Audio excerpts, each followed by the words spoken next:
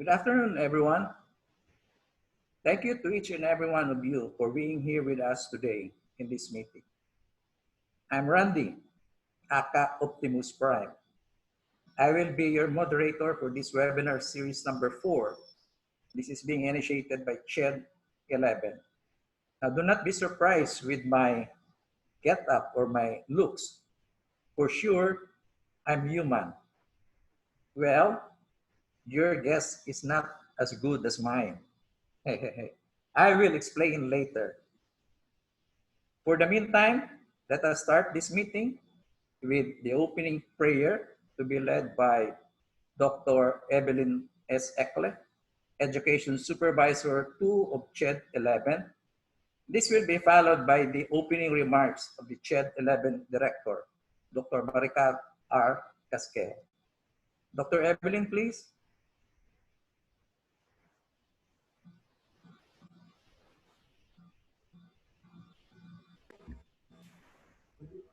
Okay, good afternoon. Let us put ourselves in the presence of our God. Our most gracious and loving Father, thank you for keeping us safe from all the viruses so that we're able to join today's webinar. Thank you for the technology that serves as an avenue for us to meet together and to make this webinar a success. Thank you, Lord, likewise for the partnership that we have with you. Bless our speaker, Dr. Rolando Lansigan, as he shares the do's and don'ts of the privacy in the Academe in this time of COVID-19.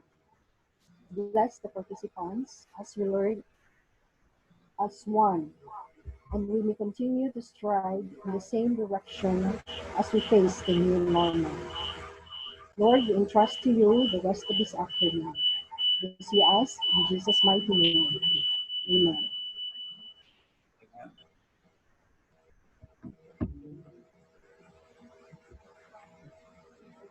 Yeah, Sir Rod, can we have the opening remarks of Dr. Casquejo now?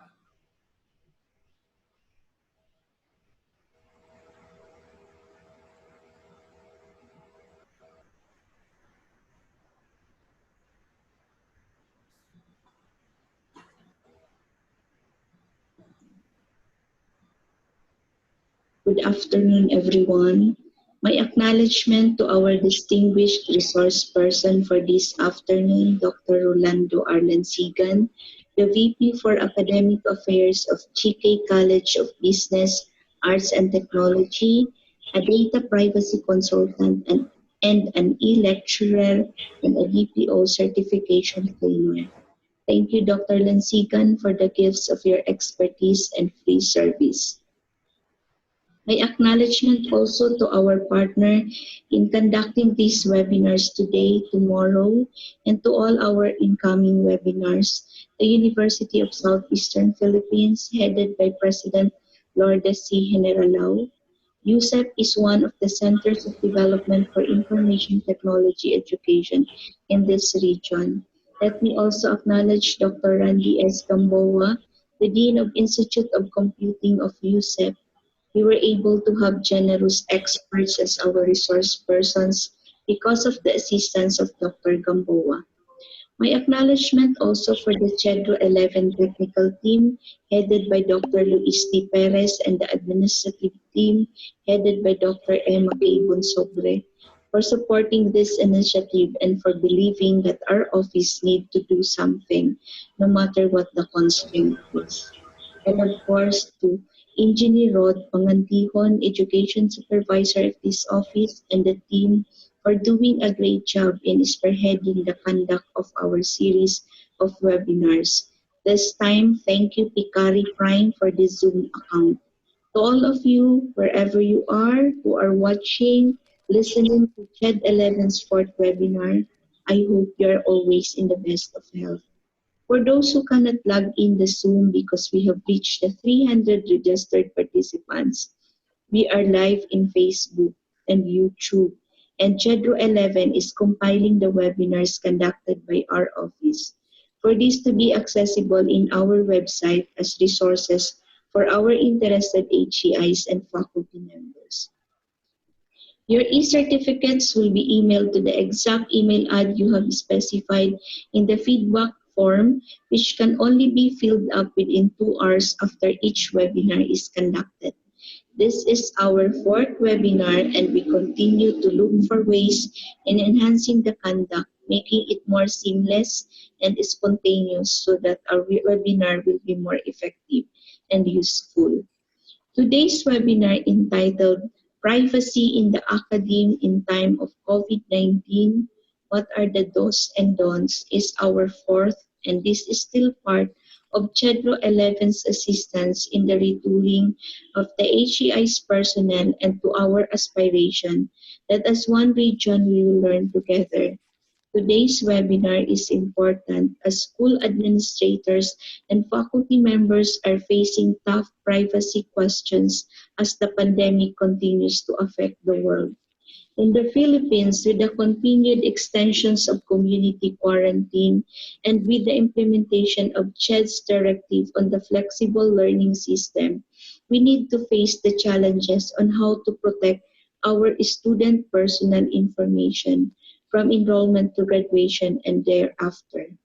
Privacy issues run deep under this period of expanded remote learning, but they might run even deeper as new protocols and technologies accompany the return of students to their campuses, whenever that may be. As we continue to commemorate CHED's 26th founding anniversary, we find it necessary to conduct webinars on relevant topics that address the issues and concerns of our HEI personnel in this time of pandemic. Hashtag we learn as one. Our third webinar last May 22 gave more importance on our mental health. Today's webinar, our school registrars who are keepers of records in our HEIs, among others, will specifically gain more insights on handling privacy issues. As CHED 11 continues to serve its stakeholders, and as we continue to live by our tagline, we find solutions, we are hoping for your usual support and cooperation to whatever initiative our office will do, especially in these trying times. Please do watch and listen again our fifth webinar tomorrow, entitled Webinar on Instructional Design for Open and Distance E-Learning. While taking into account the safety of our personnel, students, and other stakeholders, and without compromising the quality of the learning experiences of the students and our commitments to academic excellence. Together, as one united institutions of higher education and Region 11, we will cope and survive this pandemic. Thank you everyone for making yourselves available. Have a productive webinar and keep safe always. Thank you very much, Dr. Casquejo. We are delighted for your presence and thank you for that wonderful remarks. Now, let me reveal the reason why I'm wearing a face shield. Yes, it's partly because of COVID. It's all about our webinar topic now. Privacy in the academe in time of COVID-19. What are the do's and don'ts? And also because of our speaker, who happens to be a good friend of mine, a former division chief of the National Privacy Commission.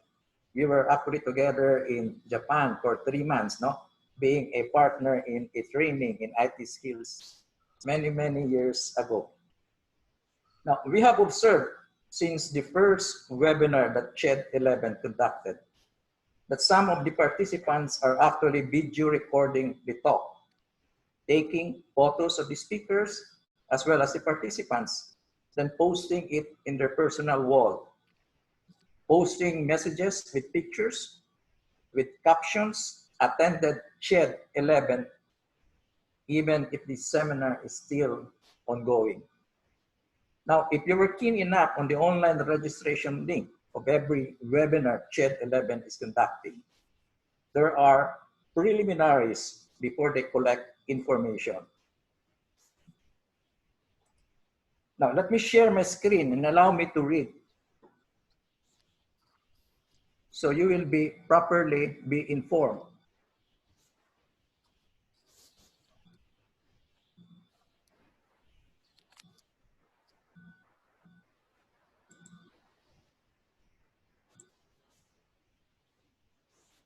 Now, you have seen this one when you registered. Statement of approval, consent per RA 10173 or the Data Privacy Act of 2012.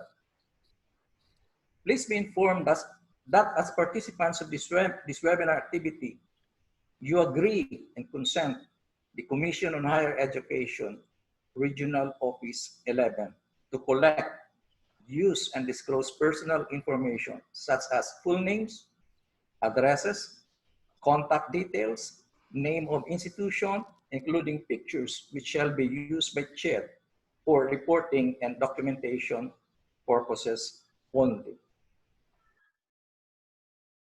CHED 11 ends. It simply means it complies the basic principles of RA 10173 or the Data Privacy Act.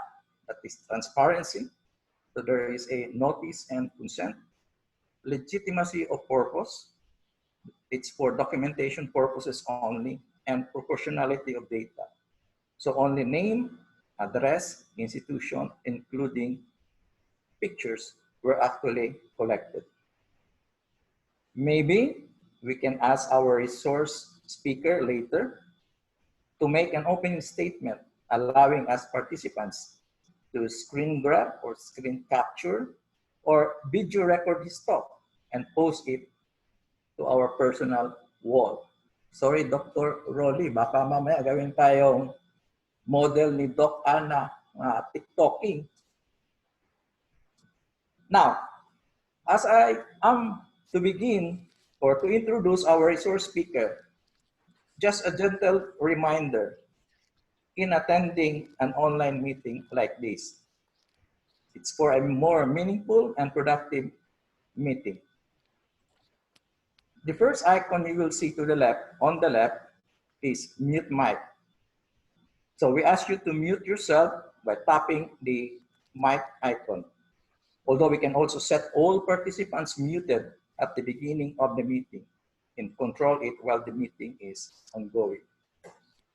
Now, the second icon, check name tag. Make sure your complete name appears in the meeting. This will be the basis for issuance of e-certificates. The next icon is turn video on, off. Now, if you have a fast internet connection or a good internet connection, please turn your video on. However, if connection is a challenge, you may turn your video off. The fourth is the use of chat box and the raise hand. If you want to say something, use the raise hand option and wait for me to acknowledge you so I can ask Sir Rod to unmute you. Well, you can also type in the chat box, but make sure it's clear and there are no typo errors in the messages because everyone can see it and it will no longer be deleted. The last icon is talk audibly and wait. So when speaking, do it slowly, clear, volume, and close to your microphone. And the last one, the one at the bottom, attendance matter. So I would like to seek your cooperation in completing this webinar. So we begin, we end, we learn as one. Now, let me formally introduce our resource speaker. Doc Rowley, as what his friends call him, is a data privacy advocate and most sought after data protection speaker and resource professional. He was the former Chief of Compliance and Monitoring Division of the National Privacy Commission from 2016 to 2018. After his academe and government service, he pursued his private practice as a data privacy consultant, a speaker, and an educator from 2018 to present. To date, he has spoken to over 200,000 audiences from his 300 plus data privacy talks and speaking engagement. Not to mention his exposure in social media, radio, and TV exposure. As such, he is labeled as the Mr. Data Privacy Man of the Philippines by his colleagues.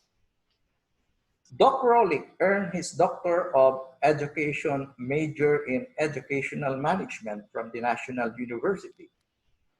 He also earned units in Juris Doctor, Doctor of Laws from the Universidad de Manila, as well as units in Doctor of Information Technology from the La Salle University Professional Schools Incorporated. He earned a master's degree in computer science from DLSU and also finished 3 bachelor's degree, BS Computer Science, Bachelor in Business Management, and he graduated cum laude at the Polytechnic University of the Philippines with a bachelor's degree in computer data processing management. Now, to mention a few of his achievements in different fields of specialization and sectors of the society. He is an NPC, DPO, ACE Level 1 and 2 certified as Data Protection Officer, an EC Council US Certified Ethical Hacker, a cybersecurity certification, an EC Council US Certified Hacking Forensic Investigator, a digital forensic certification making him eligible and credible to testify in international courts on matters related to cybersecurity and information security. CompTIA, US Certified Security Analyst, the highest level security analyst certifications, which very few has attained.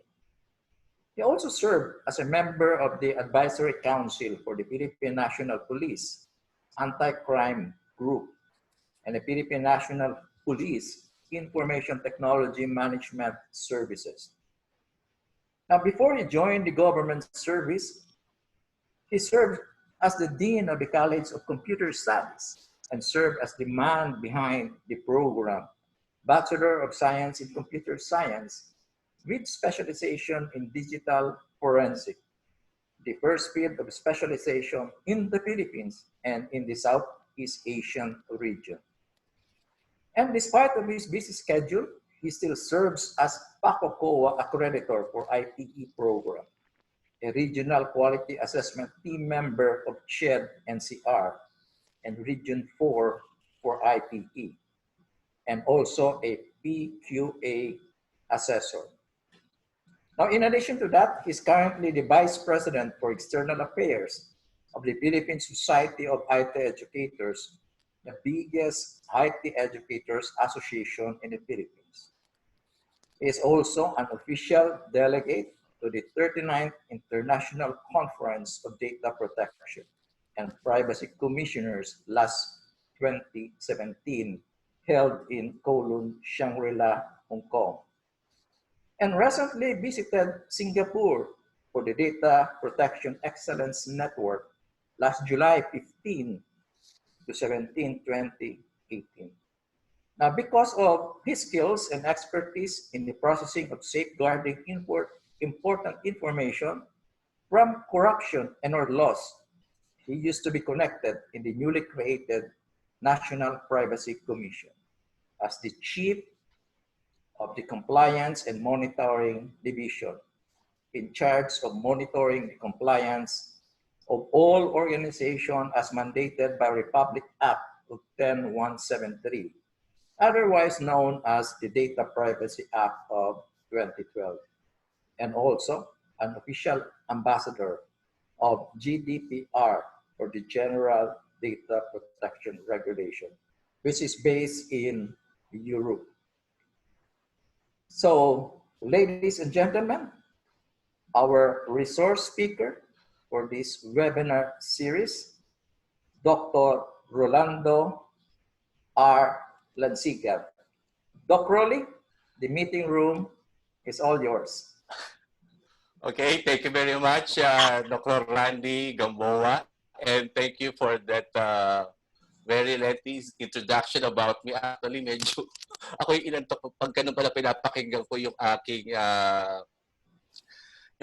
credentials. Yun, medyo mahaba pala siya, no? I should have shortened it to fit the audience for this webinar session. Anyway, good afternoon, everyone. Good afternoon, my fellow inmates. You're all inmates, no? Except for some na when the lifting of GCQ or MECQ was lifted yesterday. So nakakapasok na tayo sa mga trabaho natin, ano? Pero most of us, including me, I am still an inmate, no?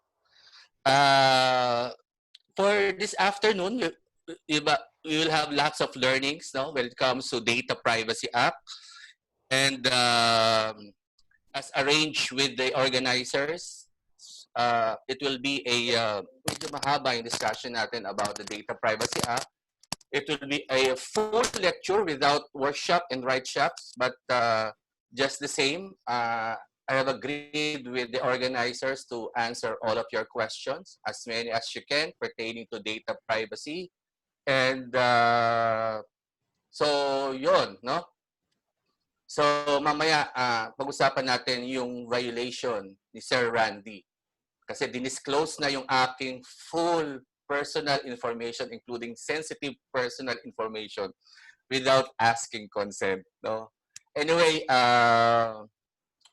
marami tayong matututunan for this afternoon. So, I'll be sharing my file first. Hold on for a few seconds.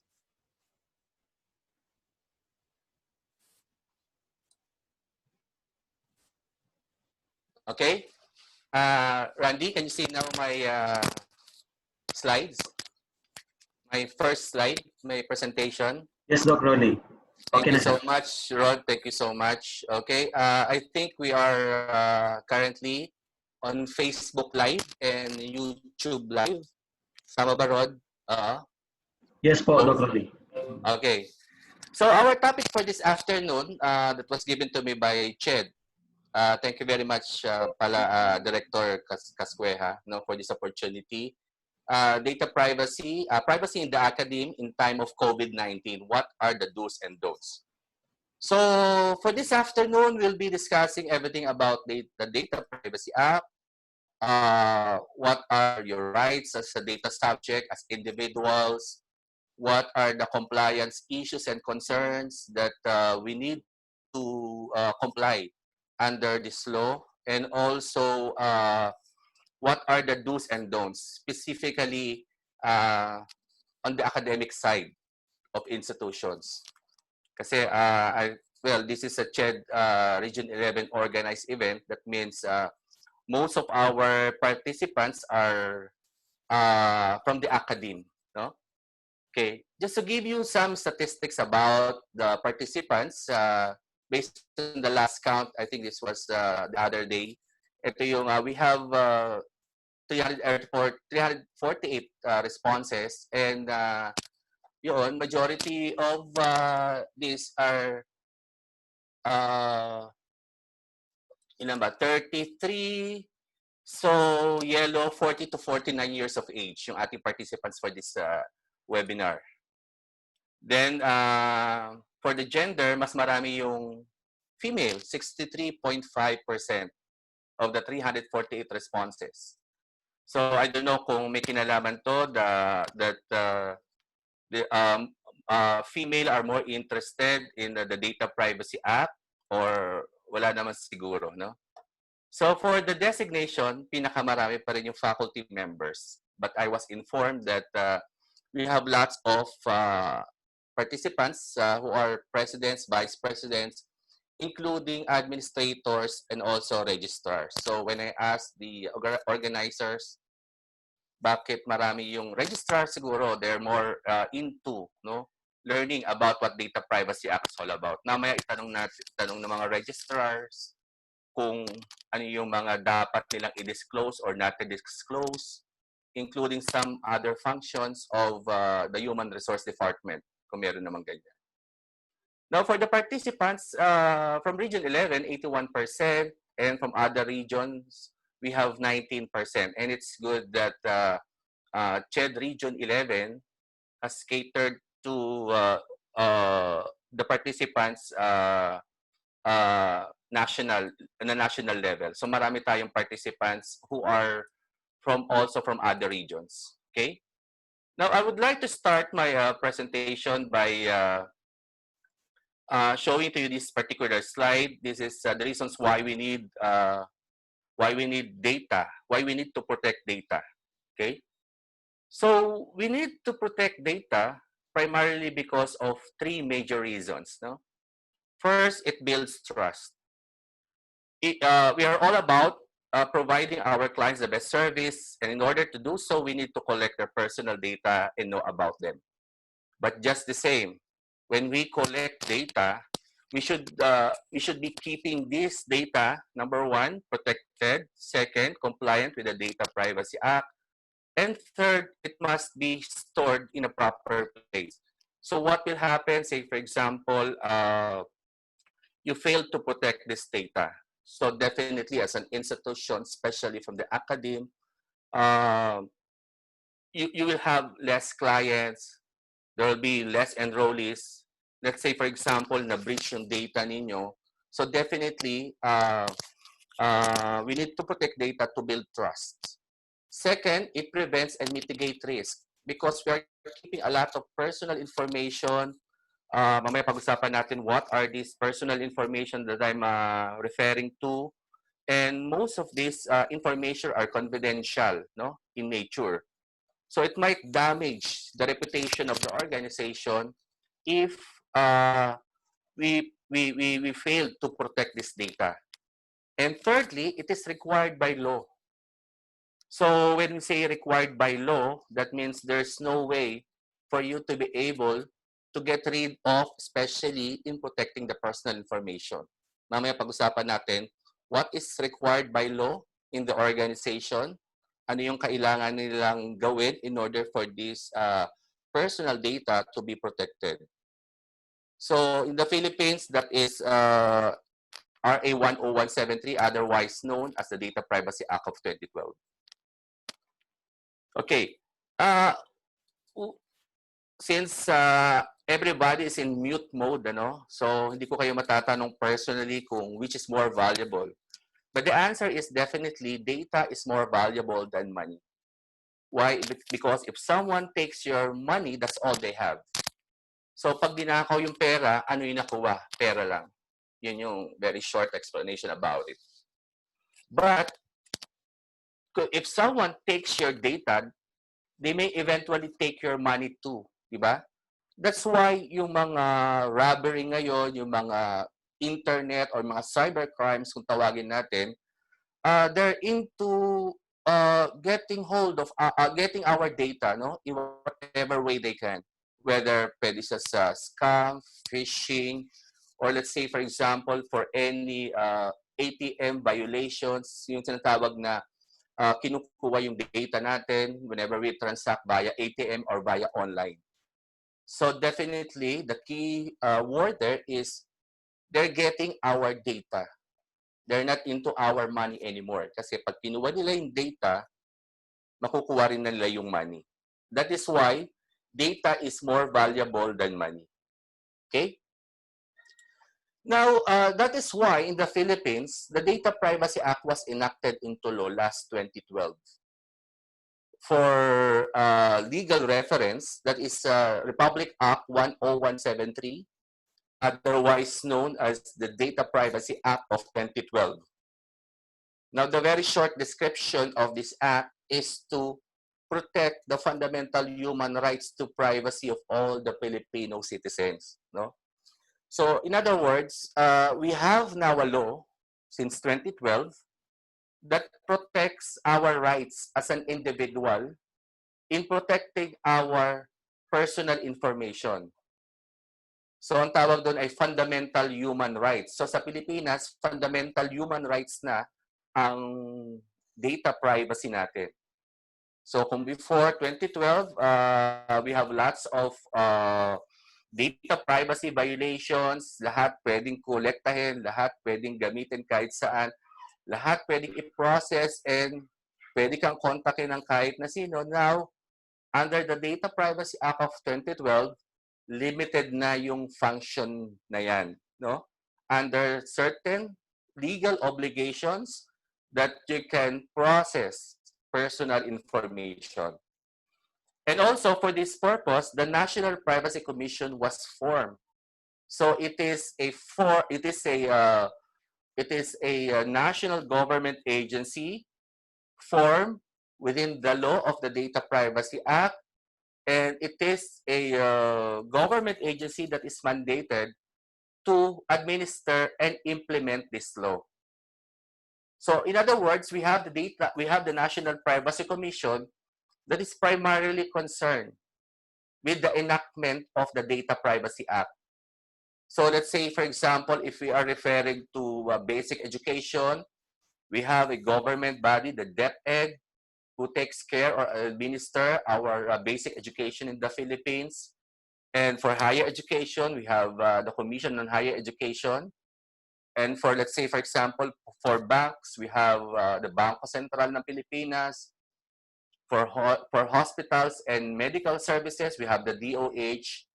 Now, the National Privacy Commission encompasses all of these government agencies which particularly focus on the administration of the Data Privacy Act of 2012.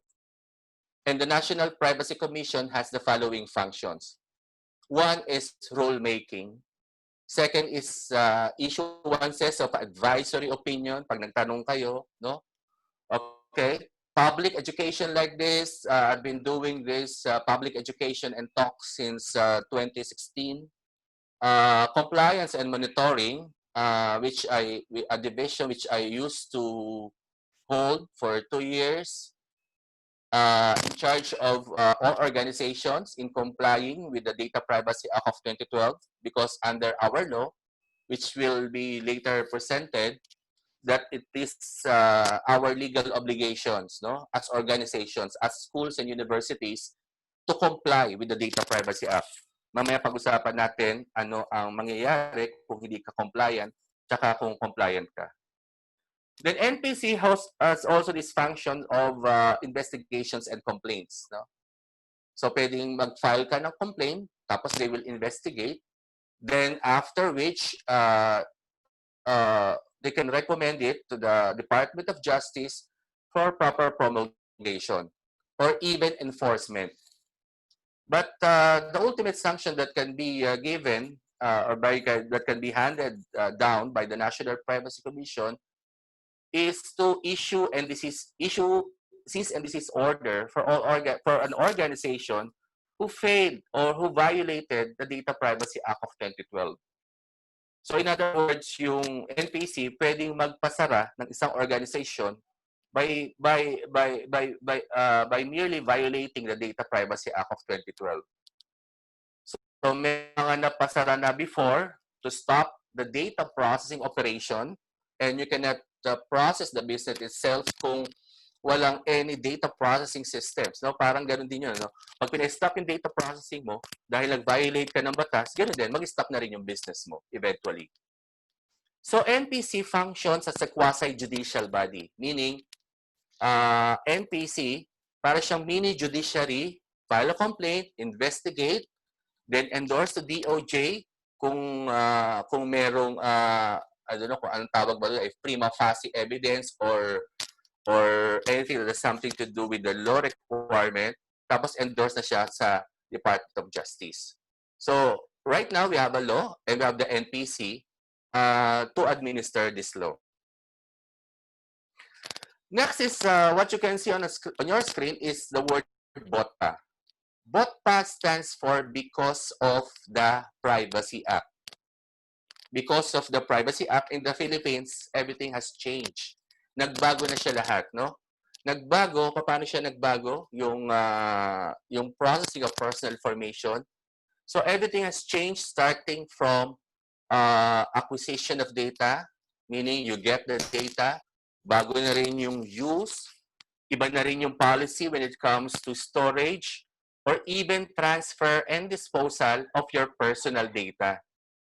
Because of the Privacy Act, kung before, we collect personal information from our students, ngayon hindi na po pwedeng kukolektahin lang ng basta ganon without the corresponding consent, or you cannot just easily share this personal information outside without the corresponding valid reason, whether that is a legally mandated organization or government agency that is collecting personal information. Or even, I think, if I have the data, kung marami man ditong private universities and colleges or private HEIs, pag-aralan nyo mabuti because under the law, you cannot just retain personal information for life. So, hindi po pwedeng 10 years, 5 years ago, or 20 years ago, yung enrollment record ng mga estudyante nandiyan pa sa inyo. Or even yung mga medical records nila or kaya yung mga disciplinary actions na nagawa ng estudyante within your organization, nandyan pa rin, no? There are, because of the Privacy Act, there are now limitations, no, in handling this personal data. Kaya nga, si National Privacy Commission has coined this motto, do not collect if you cannot protect. So as an organization, whether you're a registrar, president, or even the teachers, the professors, the faculty members, you should not be collecting any personal information if you cannot protect it. Now, one simple violation of a faculty member, nangolekta siya ng data, na-process niya yung data, tapos at the end of a certain grading period, let's say prelim, midterm, or even the final grade, I've heard of lots of faculty members na pinapakita yung grades ng mga estudyante via Facebook, via bulletin boards, or some are even inside the classroom. Pinapalapit yung estudyante, ito yung grade mo, ituturo lang sa class record. These are potential violations under the Data Privacy Act of 2012. Kaya nga, pag natapos natin tong lecture na to, makikita natin yung relevance ng do not collect if you cannot protect. So yun lang isipin natin, huwag mangolekta kung hindi mo kayang protektahan ng data. Okay? Now, the next screen is about 3 people yung nandyan, tapos may peso sign. I always emphasize this slide because violation of the law constitute a criminal liability. So ibig sabihin, you can be criminally held liable, no? Kung nag-violate ka ng batas. Imagine, simpleng papel na tinapon mo sa isang basurahan. Let's say, for example, that is a quiz of a student o kaya yung index card na ginagamit ng mga teachers traditionally, or even an official receipt inside the university. O kaya yung, let's say, there's a paper on top of your desk, tapos at the same time, nawala yung papel na yon, that could be a potential violation of the DPA. So, pwede siyang improper disposal. Mamaya, makita ko nyo sa inyo yung table. And improper disposal constitute a criminal liability of 300 or 500,000 up to 1 million. And at the same time, imprisonment of 6 months to 1 year. I'll show you the table later on. So, ibig sabihin, sinasabi dito sa batas that you will be held criminally liable na may kulong and. The condition is and, not or. So, makukulong ka at magbabayad ka ng fine in pesos. So, be careful, no? Kasi kung yung ibang, if there are other laws na you could be fined or you can be held liable administratively, this one, the Data Privacy Act, is a criminal liability. Okay? Now, on the next screen, shows us the punishable act under the Data Privacy Act of 2012. So, yung first column is the reference under the DPA and IRR. The second column is about the potential punishable act under RA 10173. Tapos the jail term. The jail term is divided into two. Whether the issue here is personal information or sensitive personal information. So depende. So and the last column is the fine in pesos. So let's say for example, mamaya yung classification ng personally identifiable information will show us that all education related or academic records of a student is classified as sensitive personal information. So ibig sabihin, our focus should be on the SPI side. Okay? Okay. Let's say, for example, let's take the example of a registrar's office setting. Okay? Nag-print si staff, nawala yung pinrint niya, no? What could be the potential violation under the Data Privacy Act? Now, depende. Kung ninakaw siya, that could be intentional breach. That is 1 to 3 years, 500,000 to 2 million. Or let's say, for example, hindi nga siya nawala, pero one of the staff has gotten a copy of it, then di-disclose niya sa iba, that could be a malicious disclosure. That is 18 months to 5 years and 500,000 to 1 million. Or even because of negligence, access due to negligence. Normally tayo sa office natin or even sa faculty room, we just place the personal information of our students on top of the desk or the teacher's table without getting it protected in a secured locker room with lock. No? Importante yung with lock doon. So that could be 500,000 to 4 million pesos. Or let's say, for example, nagkaroon ng breach sa organization that is under DPA Section 30, concealment of breach, 18 months to 5 years, or even, and you will be asked to pay 500,000 to 1 million pesos. So maraming po pwedeng mangyari, potential penalties in the Data Privacy Act. And from my example kanina, that is improper disposal, as simple as disposing your personal information that you are handling, improperly dispose it. So, ang laki na talaga ng criminal liability. And we from the Academe, parang ang pangit naman na nakukulong si professor or si doctor because of violation of the Data Privacy Act of 2012. No? Nagtapon lang. No? Okay. So, more or less, ganun yung, that's the scenario.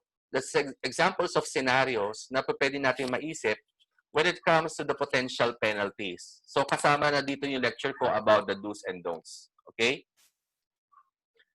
Next slide is about the example of potential penalty, potential violations under the involving personal information.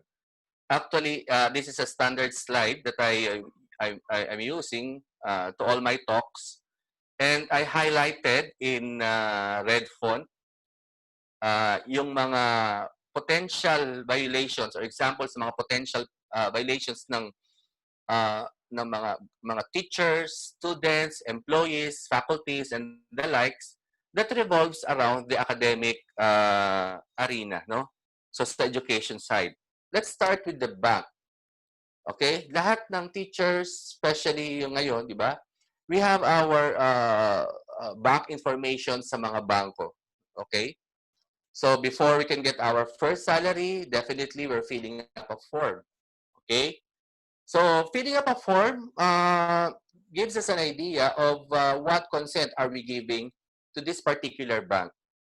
So for example, nag-open ka ng account sa isang bank A, and definitely the terms and conditions there could be also your consent form. And in this particular bank, nakalagay doon by signing in this form, I am waiving my fundamental human rights to privacy under RA 10173. So ang sabi ni National Privacy Commission, the National Privacy Commission interceded in this case that no one or no institution can waive the fundamental human rights to privacy ng isang Pilipino.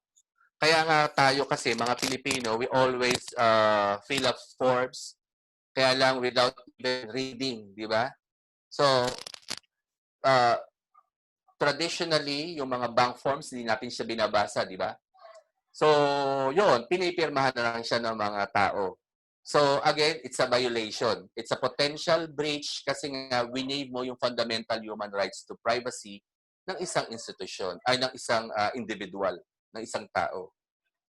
Second is hospital and school records, storage and disposal policy. Yung audience natin ngayon, yung participants natin ngayon, I know for a fact that some of the schools here, merong at the same time you're a school, meron din kayong hospital. Or even if you don't own a hospital, you should be protecting all the person information. So these hospital records of a school, or even pwede natin siya i-relate sa mga registrar or even faculty members. Meron sa aming complaint that the hospital records of patients are just placed at along the corridor. So that means walang protection yung data, kahit sinong dumaan pwedeng makita. And yun, because of this, somebody filed a complaint against this HEI. So yun, they were asked, they were subjected to mandatory compliance and monitoring activities of NPC. Yun, binisita namin sila to do monitoring activities to check nga kung talagang meron silang ganung violation. Actually, ang daming pwedeng mangyari doon. First and foremost, this information are sensitive personal information. These are your health records na nakalagay lang doon sa hallway of the hospital. So, ang daming po pwedeng ma-disclose doon and ang daming po pwedeng potential violation. No? Number 3 is about the student transferred without consent. Okay.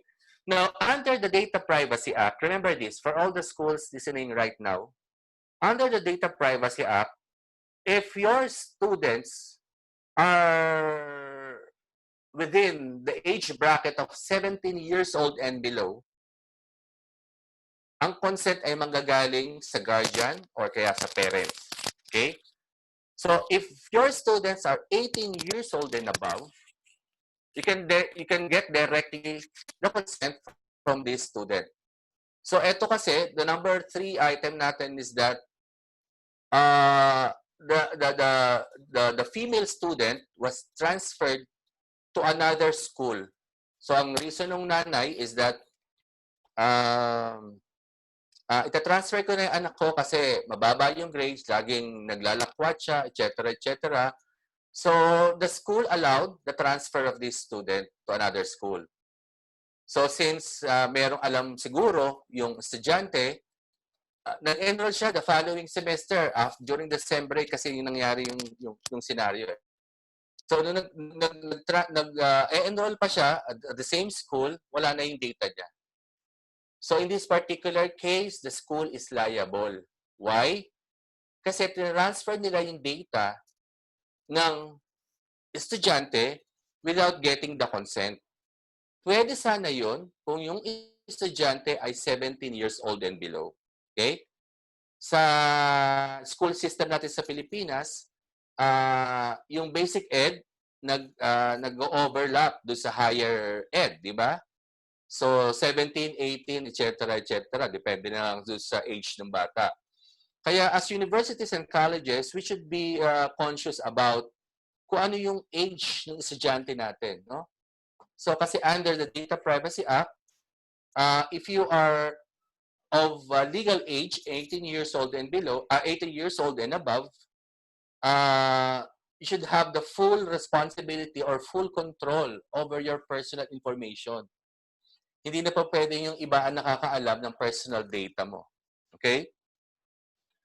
Now, same thing with the clinical records of the student to disclose with her parents. Kahit ano pa siyang clinical records, kahit psychological test pa siya, kahit exam pa siya, kahit grades pa siya, or even the student accounts, no? So, hindi siya dapat dinidisclose sa parents without the consent. So, always remember, yung 17 below, 18 and above. So, hindi na pa pwede yung pumunta yung magulang, magkano po ba yung babayaran ng anak ko, magkano pa ba yung utang niya, o kaya pumunta yung magulang sa teacher or sa dean, ma'am, kamusta po yung anak ko? Ano po yung grade niya? Etc. etc. Bawal na yon without the consent. You should not be disclosing this personal information, especially kung yung issue dun yung age ng bata, no? Mamaya pakita natin kung ano yung mga sensitive personal data. Next is the list of top students and passers. Normally, yan, maraming schools pa rin ngayon, no? Na nagpo-post ng tarpaulin, yung mga pumasa sa bar, sa board exam, or even successes of not only of their students, but also their faculty members. Now, the question is, why is this particular incident a potential breach? Okay? It's a potential breach. Why?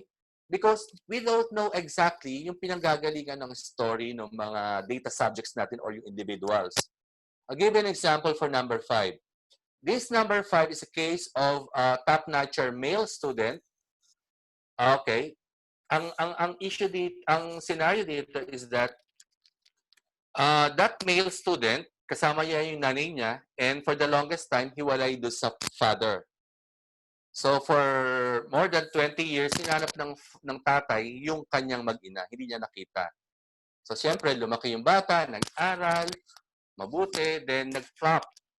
So the school, tradition to sa Pilipinas, that pinupose nila, congratulations, Juan de la Cruz Jr., by the way, junior yung bata. Juan de la Cruz Jr. for topping the board exam in the teacher's licensure examination. Okay?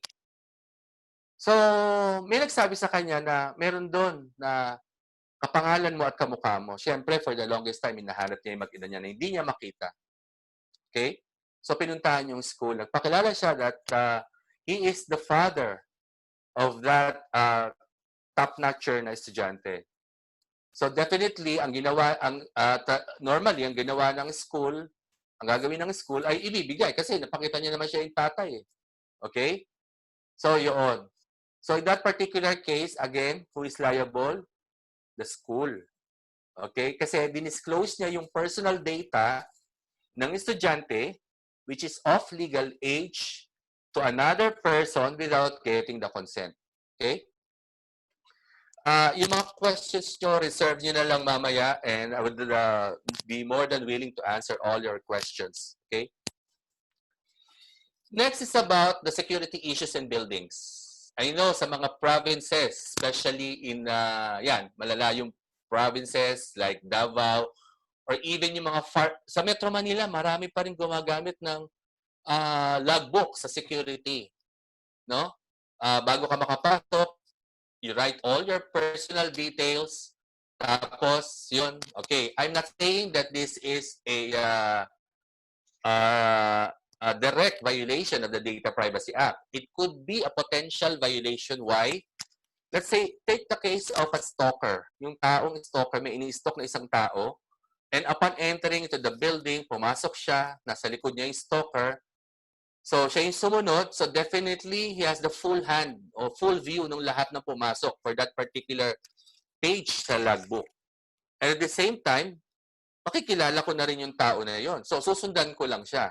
So, imagine these things are simple, pero it's a potential data breach.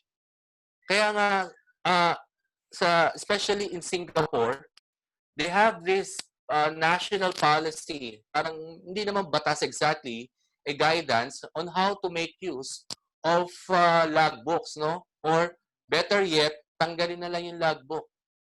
Okay? So parang wala nang, kasi when you maintain a logbook, Ang next issue dyan, saan mapupunta yung logbook itself after mapuno. Okay? So, ang question dito is, ano naman yung alternative for logbooks? So, instead of using logbooks, you use log sheets, no? Write your name on a piece of paper, submit it to the security guard, and yun, mabilis. Wala nang access yung susunod sa'yo over your personal information. Actually, marami pa tayong pwede pag-usapan on how to improve yung logbook sa security guard. Okay? Okay? Next, number 8 is use of recycled papers disposal. Okay. So, pipinpoint ko na, ang kaso nito ay doon sa isang registrar ng isang university sa Metro Manila. Yung individual bumili sa market, sa palengke, bumili ng dried fish. So, siba, ang dried fish, normally, binabalot siya sa papel. Okay. To his surprise, ang pinambalot ng kanyang dried fish ay isang recycled papers. At yung recycled paper ay yung kanyang transcript of records.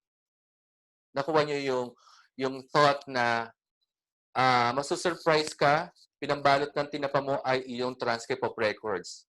So, nag-file ng complaint sa NPC, and presto, nung na-trace, yung pala, yung tindera ay kapitbahay ng registrar. So, lahat ng mga newspapers, kasi ang sabi ng registrar, kasi wala naman sulat yung dulo, ay yung kabilang side. It's white paper, may error lang sa printing, pwede pa naman gamitin. So, ang ginagawa niya, pinapamigay niya yung papel. Okay?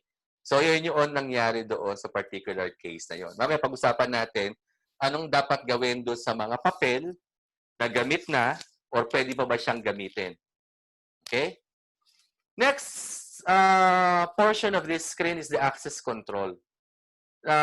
Number 12 is we are now, since March 15, tayo ay nasa quarantine mode and most of us are into work from home scheme, di ba? So I'm sure yung mga teachers, employees, accountants, registrar's office, including yung mga staff ninyo, pinauwi nyo sa bahay o magtrabaho ka sa bahay. Dalhin mo itong papel, dalhin mo itong laptop, okay. Ang question doon, protected ba yung data? Okay? What if mawala? Ayan. In number 12, yung personal data nanakaw doon. Kasi may kapitbahay or something, okay lang kung madi-delete, tapos walang pupuntahan yung data. But the problem is, paano ko mapunta doon sa paggamitan ng ibang issues and concerns? Okay? So, be careful. Kasi during this pandemic, ang daming work from home. Kaya nga, one of my clients, ang galing, they have this parang tracker, a software, na in-install. Para kung may gagawin ka doon sa data mo, alam kagad nila. Kinapin mo sa USB yung data, alam nila. Nag-open ka ng system, alam nila. So, very secure yung personal data. Kaya ang tanong, yung babalik tayo doon kanina sa issue natin, yung tagline ng NPC, that do not collect if you cannot protect. Okay? So, okay nga, work from home, ang daming work from home ngayon. Pero open ang USB, open, walang password, pwedeng gamitin ng anak yung laptop, etc. etc. So be careful with that. Mamaya meron tayo ng tinatawag na user acceptance policy. Dapat yung mga organizations, HEIs, should have their own policies. No? Number 13 is about viewing of student records in public. Okay, yan. Work from home pa rin tayo, mga estudyante. Online, they can view their grades. Okay, the next question is, are viewing of their grades protected? Baka mamaya yung estudyante, enter lang yung student number nitong isang estudyante. Kita niya na rin yung grades niya. Okay? Next is number 14, raffle stubs. I'm sure all of the organizations now, all of the HEIs who are watching and listening right now, nagkaroon na rin kayo ng mga fundraising, raffles, no? So be careful kasi after the consumption or after the activity in the raffle, sana pupunta yung mga papel. At sasabihin ng iba, ay sir, sinusunog namin. Bawal po magsunog, meron tayong batas. Bawal, mas lalong bawal siya itapon. pwedeng improper disposal yan, pwedeng data breach na yan. Saan nyo ilalagay yung raffle stubs? Mamaya pag-usapan natin how to dispose papers. Okay? Number 15, ito, napaka-traditional, yung mga, well, sa government nangyayari ito. Yung mga weak websites and weak authentication, no? Marami na hack na system. Ang usong-uso ngayon na de-deface, tapos nandun yung mukha ng hacker, etc., etc. Okay? Then, yan, mga photocopiers, I'm sure meron kayong photocopying machines. Be careful kasi nasa-save yung data natin sa loob ng photocopying machines. And before we know it, nasira o kaya obsolete na, tinapon, may nakapulot, tinanggal yung hard disk ng photocopying machine, presto, it's a big data breach. Ang daming data na kayo na finotocopy na. Okay? 18 is about accidentally sent an email attachment. No? So it happens most of the time that we send email attachment to any pinagdadalhan ng data, okay, or ng email. Ang problema, what if yung data mo, by the way, in this particular example, hospital setting again, napadala doon sa lahat ng employees, excuse me, lahat ng employees, yung lahat ng patient's record. Kasi yung sender, nagkamali siya ng attachment. Ang problema, walang password yung file, yung Excel file. So in that particular case, it's a data breach. Okay? Now, other violations of the Data Privacy Act principles, doon muna tayo sa red, yung profiling of customers, no? Or profiling of your students. Now, under our law, profiling is only allowed, is legally allowed, if you will do profiling only for statistical purposes. That means that when you collect data, tapos binilang nyo lang, ilan ang estudyante, ilan ang male, ilan ang female, ilan ang 17 years old and below, ilan ang 18 years old and above, ilan ang nakatira dito sa barangay na to, sa city na to, or sa municipality na to. But if you will use your students or your stakeholders' personal information for targeted marketing without consent, yun po ang violation ng ating Data Privacy Act. Okay? So, hindi na po pwede yung, sir, because of your profile, we found out that you have 2 cars, 3 houses. We'd like to give you this offer. We're offering condo units, yung ganito. So, bawal yun. No? Kasi ginamit mo yung data niya as a profile for targeted marketing. Then number 24, this is against the violation of the principle of proportionality, which is unjustifiable collection of personal data. Ako, siguro 99.9%, marami sa mga eskwelahan dito na nanonood ngayon that you are overly collecting personal information. I'll give you examples. Well, of course, you collect name, first name, last name, middle initial or middle name, birthday. But sometimes, address. But sometimes, why are you still collecting other addresses? Why are you still collecting personal information of the parents or the guardians? Meron pang over-collection ng mga schools na, okay, kinolekta yung pangalan ng magulang. Both parents, nanay, tatay, and including the collection of the salary. Magkano ang sinisweldo ng tatay, ng nanay, may kotse ka ba, may bahay ka ba, ano yung Instagram account ng tatay mo, ng nanay mo, Facebook account, email address, telephone number, or sometimes even the name of the households, the siblings. Okay? So a question doon is, why are you collecting this personal data? Do you have any justifiable reason why are you collecting such information?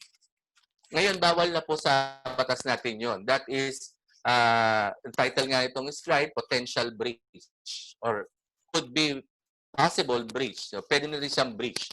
Depende na lang kung maipapanalo yung kaso because yun nga, ang dami nating kinokollect ng data. So maraming over-collection of personal information na nangyayari sa Pilipinas that is against the law, against the Data Privacy Act of 2012. Okay? Now, since from the very beginning, I've been discussing about data, privacy, personal information. Now, the scope of the Data Privacy Act covers only all personal information of any individuals, whether that is natural or juridical person, in the country or even abroad, subject to certain qualifications. Which means that, pag hindi personal data, hindi siya sakop ng DPA. Halimbawa, the name of your school or organization, is that within the Data Privacy Act of 2012? Hindi. Kasi it's an institutional or company data. Pero let's say, for example, the name of the president, is that a personal information? Yes. Pero let's say, for example, the phone number of the president in the office, it's not a personal data. Pero yung phone number na ginagamit niya for personal use, that is a personal information. So all of the things that we are discussing, it only applies to the personal information or personal data of any person. Okay? Next is the key factors, yung nag-work within the Data Privacy Act. Okay, it's very important that we should know all of these terminologies kasi at the succeeding part of this webinar, ito na yung mga gagamitin kong terminologies. Let's start with the data subject. So by definition, the data subjects are those individuals from whom we collect personal information. So for our universities and colleges, data subjects are your students. Actually, estudyante marami pa rin, di ba? You do marketing for your students. Yung mga student applicant, pag estudyante na siya, yung mga umalis na, they are still data subjects. Those who graduated, they are still data subjects. Isang estudyante pa lang yun, pwedeng iba-ibang klase ng data subjects. Your faculty members, your teaching and non-teaching personnel, yung mga nag-apply din na kinolektahan natin ng data, what happens to their data, yung mga nag-retire, okay? And all the communities that works within the universities and colleges, including yung lagi for the community outreach programs, di ba? We collect personal information, including your visitors, yung mga trainees niyo if the school is engaged into trainings. So lahat ng individual na kinokolekta natin ng data is what we call the data subject. Okay? Well, of course, the privacy administrator and implementer of the act, which is the National Privacy Commission. Then the organizations, whether there are personal information controller or for the information processor. Now, what is the difference? Okay, listen carefully. Yung mga schools ninyo, 100% ako, that they are classified as personal information controller. Kasi kayo yung nangongolekta ng data sa mga estudyante, sa teachers, sa teaching and non-teaching personnel, and all the collections of personal information. But if you outsource the processing of this personal data, like, well, since an audience ko ay mga schools, universities, and colleges, may mga schools kasi that they outsource the systems, payment systems, online systems. That particular company, yung company na pinag-outsource ninyo ng personal data is what we call the PIP. Okay? So, ang collector kayo, pero you ask another institution, another organization to process this on your behalf. Now, to illustrate this further, think of the PIC as the collector of personal information. So, it ensures the personal information personal information has been accurately detailed and archived securely in accordance with the regulation. Okay. Pero kapag in-outsource nyo sila, yung processing, halimbawa, Jollibee. Sa Pilipinas, if you dial Jollibee 87000, alam natin that we are not talking or speaking sa other line sa isang Jollibee employee, di ba? Not normally, ang Jollibee ay nag-hire ay gumagamit ng third party which is a PIP, call center company. Ang kausap natin ay call center agent. Now, in that particular case, that call center company is the PIP. Si Jollibee ang PIC. And under the law, okay, think about this, school administrators, under the law, there should be an agreement. Hindi pa pwedeng walang agreement, whether the agreement is what we call the data sharing agreement, yung pinakita ko kanina, or outsourcing agreement. That means we are violating the law kung, of course, lagi naman yung mga lawyers, may contractual agreement, any types of agreement, but under the Data Privacy Act, there should be another form of clause or clauses under this agreement, or it could be a separate agreement that says that a data sharing agreement or outsourcing agreement is existing between two organizations. Now, ito lang ba yung pwedeng exchange of personal data between PIC to PIP? Now, it's good that I've been with the Academe for more than 25 years. I know for a fact that there are some schools na meron tayong tinatawag na faculty exchange program or student exchange program. Okay. So under the Philippine Law, Data Privacy Act of 2012, dapat, no, meron silang another agreement na nagsasabi, okay, we're exchanging personal information, we're transferring this personal information to you, but subject to the certain condition. Anong protection, hanggang kailan, etc., etc. Plus, may plus, there should be a consent. Tandaan nyo to, may consent dapat sa data subject na ipaprocess natin to doon sa isang kumpanya. The same thing with the organizations na may mga HMOs, di ba? Remember yung mga HMOs? Ang tanong doon, bago nagkaroon ng hospital or HMO yung organization, tinanong ba yung consent mo? Sasabihin ng mga empleyado, sir, I signed up a form. Okay, but that form, mas madalas, hindi siya consent. Okay? So it is only a form, application form, but an application form is not a consent. Mamaya pag-usapan natin yung transparency. Okay, so sabi ko nga, because of itong seminar na to, we'll not be able to have some write-ups and workshops, basta yung the general idea of what is being required by law. By the way, lahat na sinasabi ko is required by law. Hindi siya yung pwedeng wala, pwedeng meron. So it is required by law to have an agreement between PIC to PIC or PIP to PIP. Okay. Next slide is about the rights of the data subject. So ito yung rights natin, tayong lahat. Lahat na nakikinig dito, kahit presidente ka, vice president ka, or even even if you are not a student, data subject lahat ng tao. Okay? So first, the right to be informed. As a data subject, you have the right to be informed of how your personal information will be processed, paano yun. Kaya nga kung makikita ninyo yung mga organizations ngayon, especially sa mga websites nila, meron na silang mga privacy notices, di ba? Actually, yun yung purpose nun, no?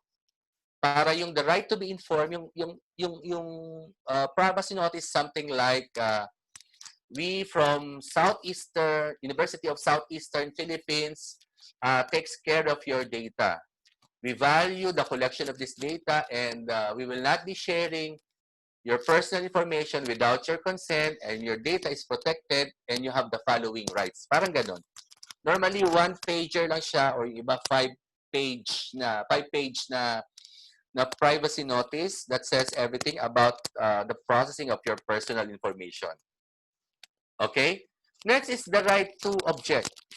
As a data subject, you have the right to object. You have the right to object not to disclose any of your personal information. Halimbawa, may pumunta sa inyong estudyante, or let's say, faculty applicant. Ang dami-dami nyo kinukolektang data. Tapos sabi ni faculty applicant, ayokong isulat to kasi wala na itong kinalaman sa pagtatrabaho ko sa inyo. Yun. So, as organization, hindi mo pa pwedeng impose sa kanya yan o pilitin sa kanya o pirma mo yan. Okay? Yun nga lang, pwede siyang hindi i-admit kasi kulang yung data. Pero kung sa kanya naman, on the side of the data subject, when he sign up an application, parang nakikita niya that is an over collection. So, depende. Kaya nga, yung rules of proportionality, pag-aralan ninyo mabuti because maraming organization na nag-fail about the proportionality issue. Next is the right to access. Okay, if you have registrars,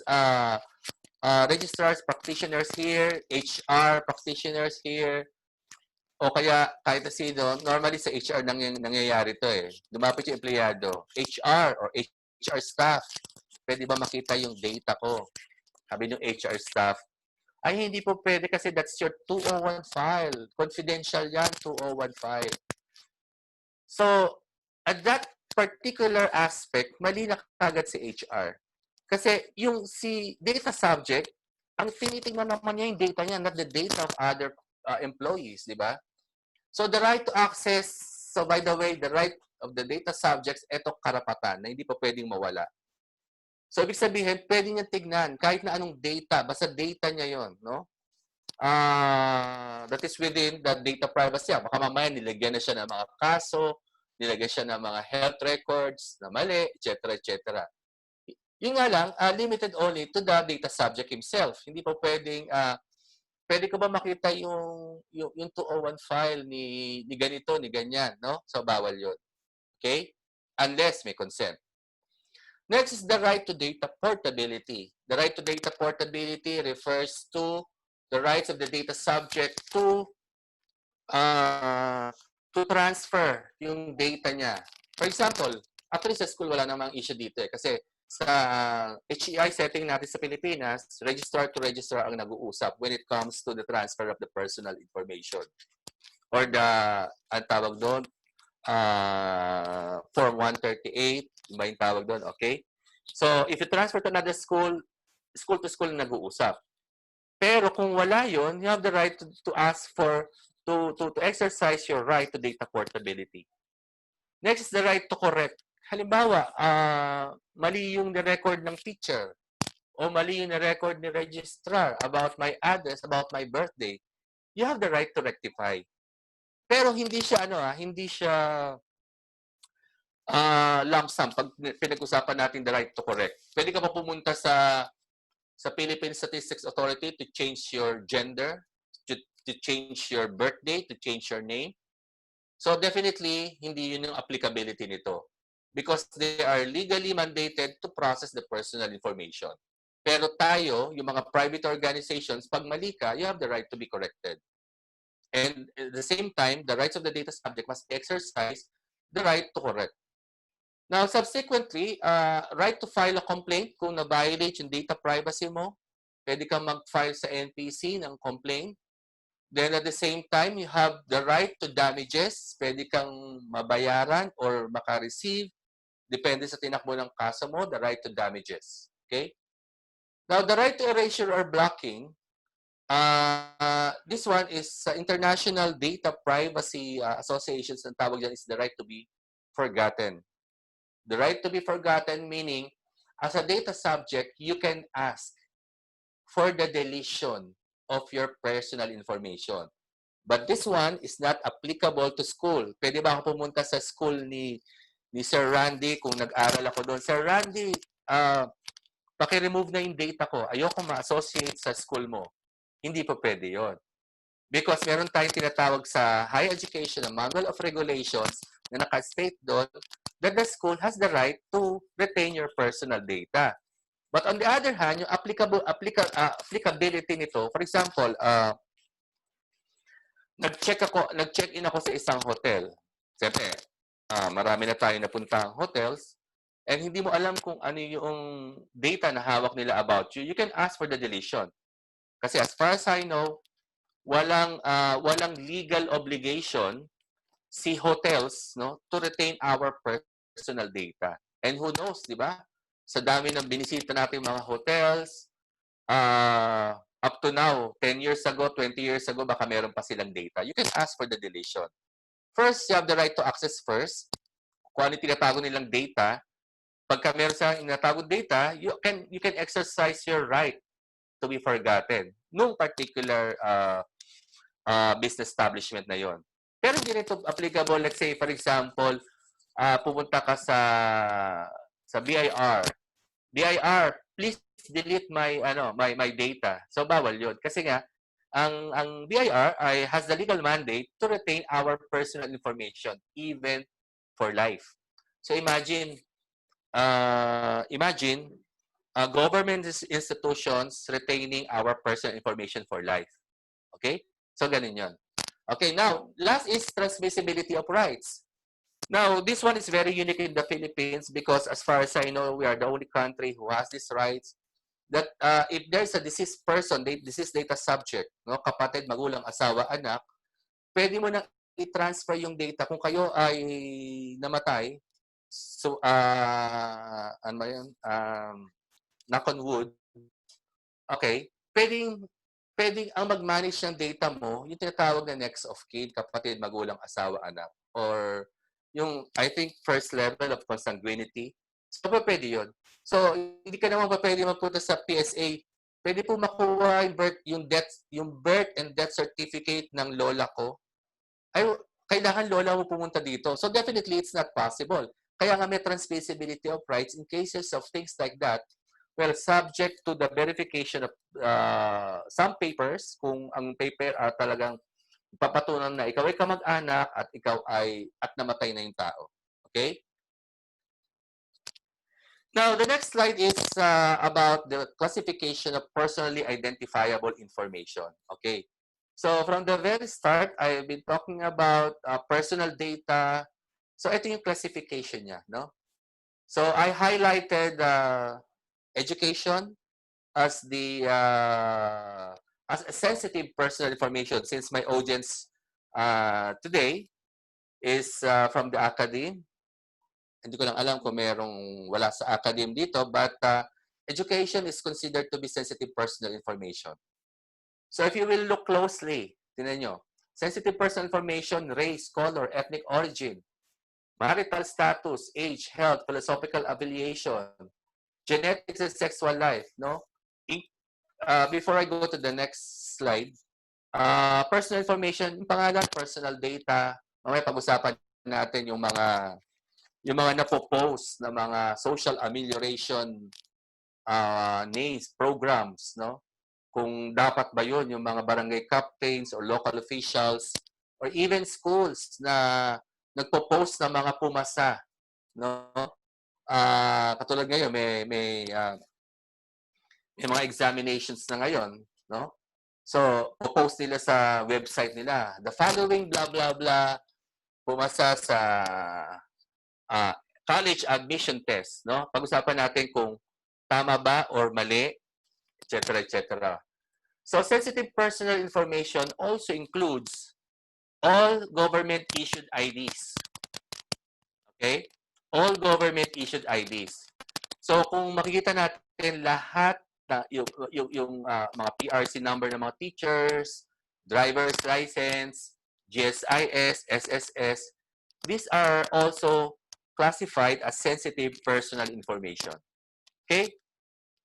So, sorry, hindi ko kayo matanong kung may question o wala. I think Sir Randy and Sir Rod are now collating all the questions from the chat group, from the chat group, FB Live, and YouTube. I'm hearing a sound. Any questions, sir? Go on, Doc Rolly. Thank you. Yeah. Thank you. You're still alive. Salamat. Okay, now let's go to the adherence. Okay, again, it's your legal obligation to adhere to the Data Privacy Act of 2012. First, tandaan nyo lang, for adherence, kung may exam tayo, tatanungin ko later on, ano yung tatlong adherence to the Data Privacy Act. Tandaan nyo lang, tatlong letters, TLP, TLP, transparency, legitimate purpose, and proportionality. So for transparency, again, all of these are legal obligation. Sinabi ko kanina, the right to be informed, there should be a privacy notice. Next, transparency, dapat when we collect personal information, especially if the information is, the personal data is sensitive personal information, we should get consent. Okay? Dapat may consent. Hindi na ba pwede fill up the form? Tandaan natin that the form, yung pinipila pa ng mga estudyante, ng mga aplikante, kahit na anong form, basta nag-collect tayo ng data, hindi siya consent. Hindi porket may pirma siya, may consent na yon. Okay? Kung meron lang tayong write shop and workshop, tuturo ko paano paggawa ng consent. But definitely, when you write personal information in a form, it is not automatically considered to be a consent. Okay? Next is legitimate purpose. Must not be contrary to law, morals, and public policy. Baka pag nangonkolekta ka ng data, kung ano-anong data kinokolekta mo, wala na pala yon sa batas. Okay? And lastly, for the adherence to the data privacy principles is the principle of proportionality. No? Pag sinabi natin proportionality, katulad yung example ko kanina, do not collect, if you cannot protect, and collect only what is necessary.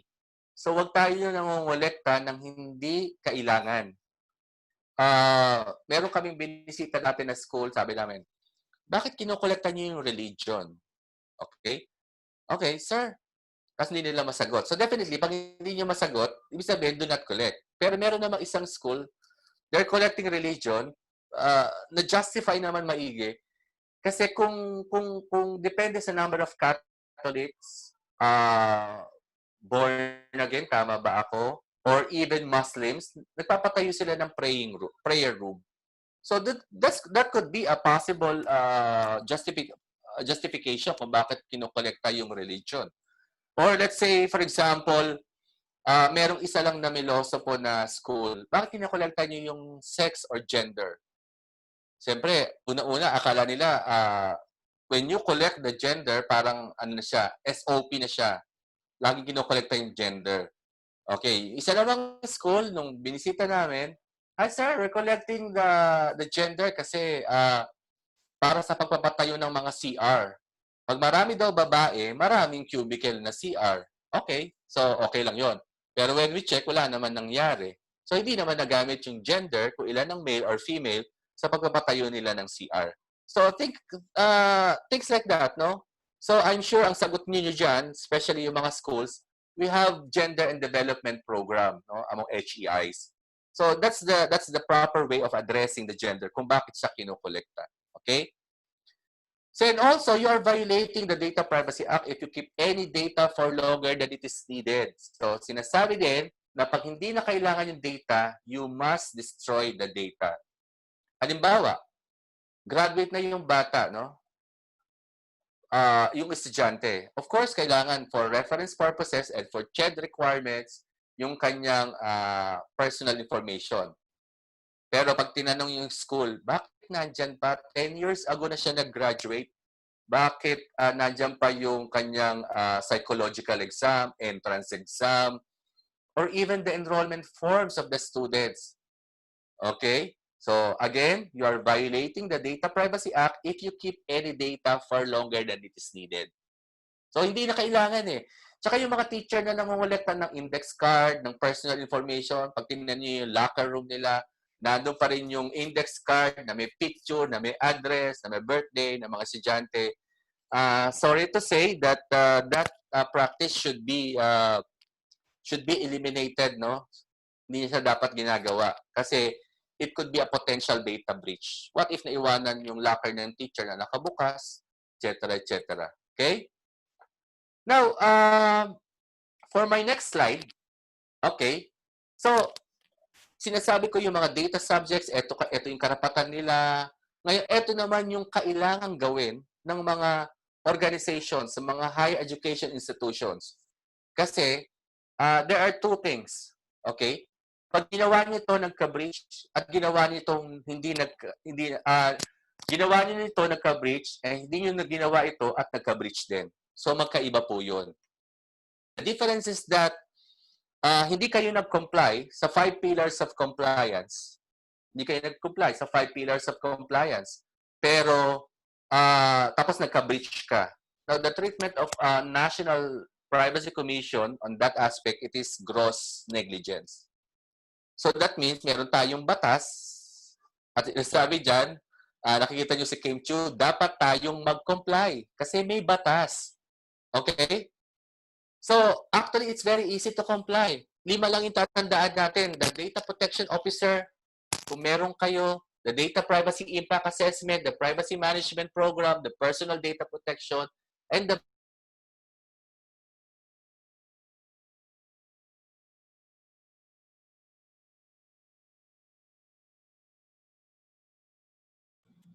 Ay, Doc Rolly. Hello, Doc Rolly. Parang na-cut ka. Sir Rod? Yes, Sir Ran, parang na-disconnect ata si Doc Crowley. Yeah, let's just wait. Yes, sir.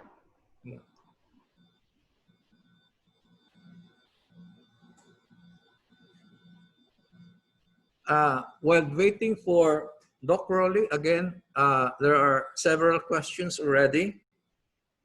Again, we would like to encourage everyone, if you have questions, we would like to have a live questions later with Doc Rolly. All you have to do is just to simply click the raise icon hand in the chat box. And please wait to be recognized so that we can unmute your microphone. Thank you. Yeah, I think he's back. Doc Rolly?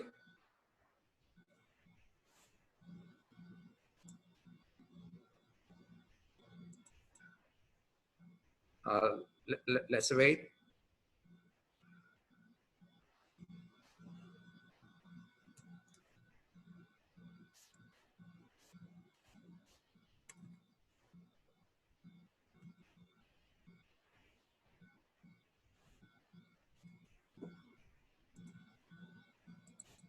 So again, just a quick reminder, if you have questions later, please just simply raise the hand icon and then wait for to be recognized.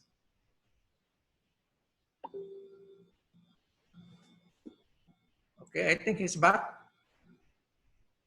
Ay, Doc Rolly, para naputol ka.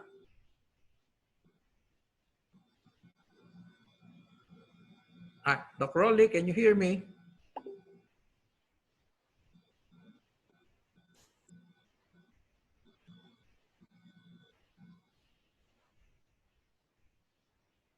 Doc Rolly?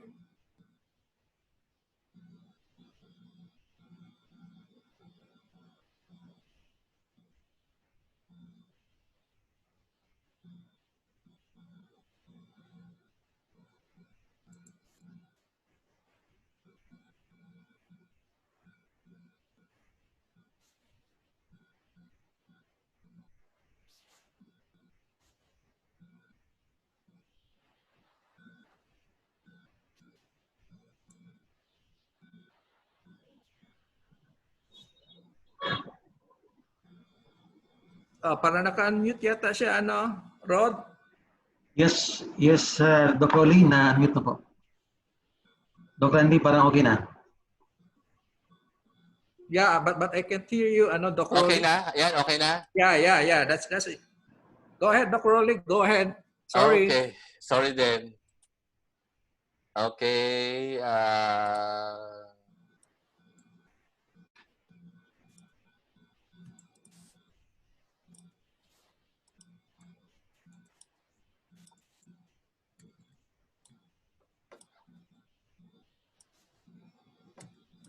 Share. Okay. Okay na? Screen? Okay na, Randy? Yeah, go Yes, ahead. Doc Crowley. Go ahead. Thank you. Okay. Yeah.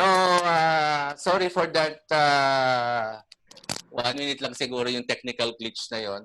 So, commit to comply, all organizations must have a data protection officer. Question, what if wala pa kaming data protection officer up to now? since 2012, ang sagot doon, you're already violating the law. Okay? Ibig sabihin, no one is responsible for the implementation of the Data Privacy Act of 2012 in your organization. Okay? So, kaya nga kailangan talaga natin mag-comply is that we don't know when the breach will happen in your organization, no? So, second is know your risk. You must conduct your privacy impact assessment. The privacy impact assessment is a tool in recognizing all the security measures and the things that you must do in order for your organization to protect the personal information. Then just like any other program, be accountable. Create your privacy management program within an organization that is to assure compliance of the organization pagdating sa Data Privacy Act. Then demonstrate your compliance, implement your privacy and data protection measures. Parang ISO rin siya that there is a manual that protects our data. Ito yung mga binabasa ng mga tao on how to protect this personal information. And lastly, for the compliance, be prepared for data breach or for breach. Regularly exercise your breach reporting procedure. Parang ganito yan, if we are to comply with the Fire Prevention Act of the Philippines, ganun din that we should have a breach drill para if something happens with your organization when it comes to the personal information, your people, your staff, including all the personnel within the organization, alam nila yung gagawin just in case a breach happens, okay? Now, in a nutshell, when we talk about privacy impact assessment, it is a tool. So sabi ko kanina, para well, among the 5 pillars of compliance, kailangan natin ng data protection officer, pero at the same time, the nitty-gritty of having what are the security measures that should be implemented by your organization, it could be done through the application of a privacy impact assessment. Okay? So, a privacy impact assessment reduces risk reduction. It proposed measures to address this privacy risk are the risk reduction para mabawasan yung risk of handling this personal information. Then, the risk of retention, the risk of avoidance, the risk of transfer. Okay? And the privacy impact assessment is a requirement for your organization to be compliant, which is among the 5 pillars of compliance. And the next is the privacy accountability framework, no? So kung sa HEIs, no, di ba pag nag-offer tayo ng program, meron tayong list of the things that we must do. Yung policy standard and guidelines, dapat merong dean, dapat may faculty, etc., etc.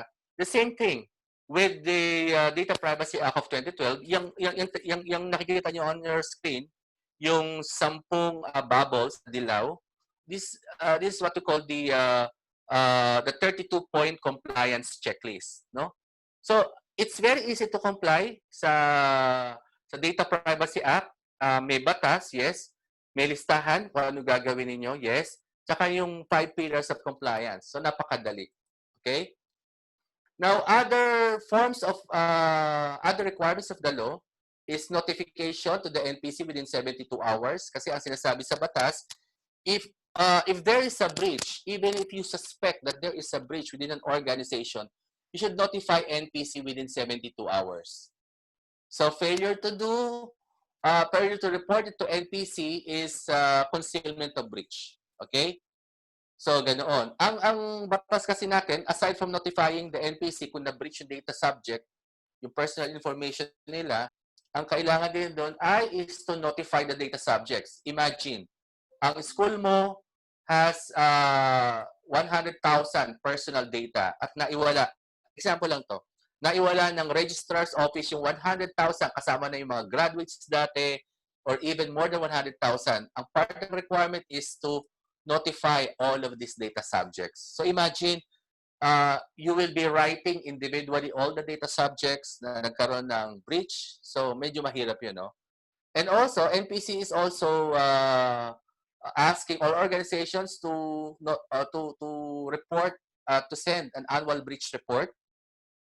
Meron breach reporting process, security clearance, privacy notice, kanina na-discuss ko na yung data sharing agreement, and some contracting agreement.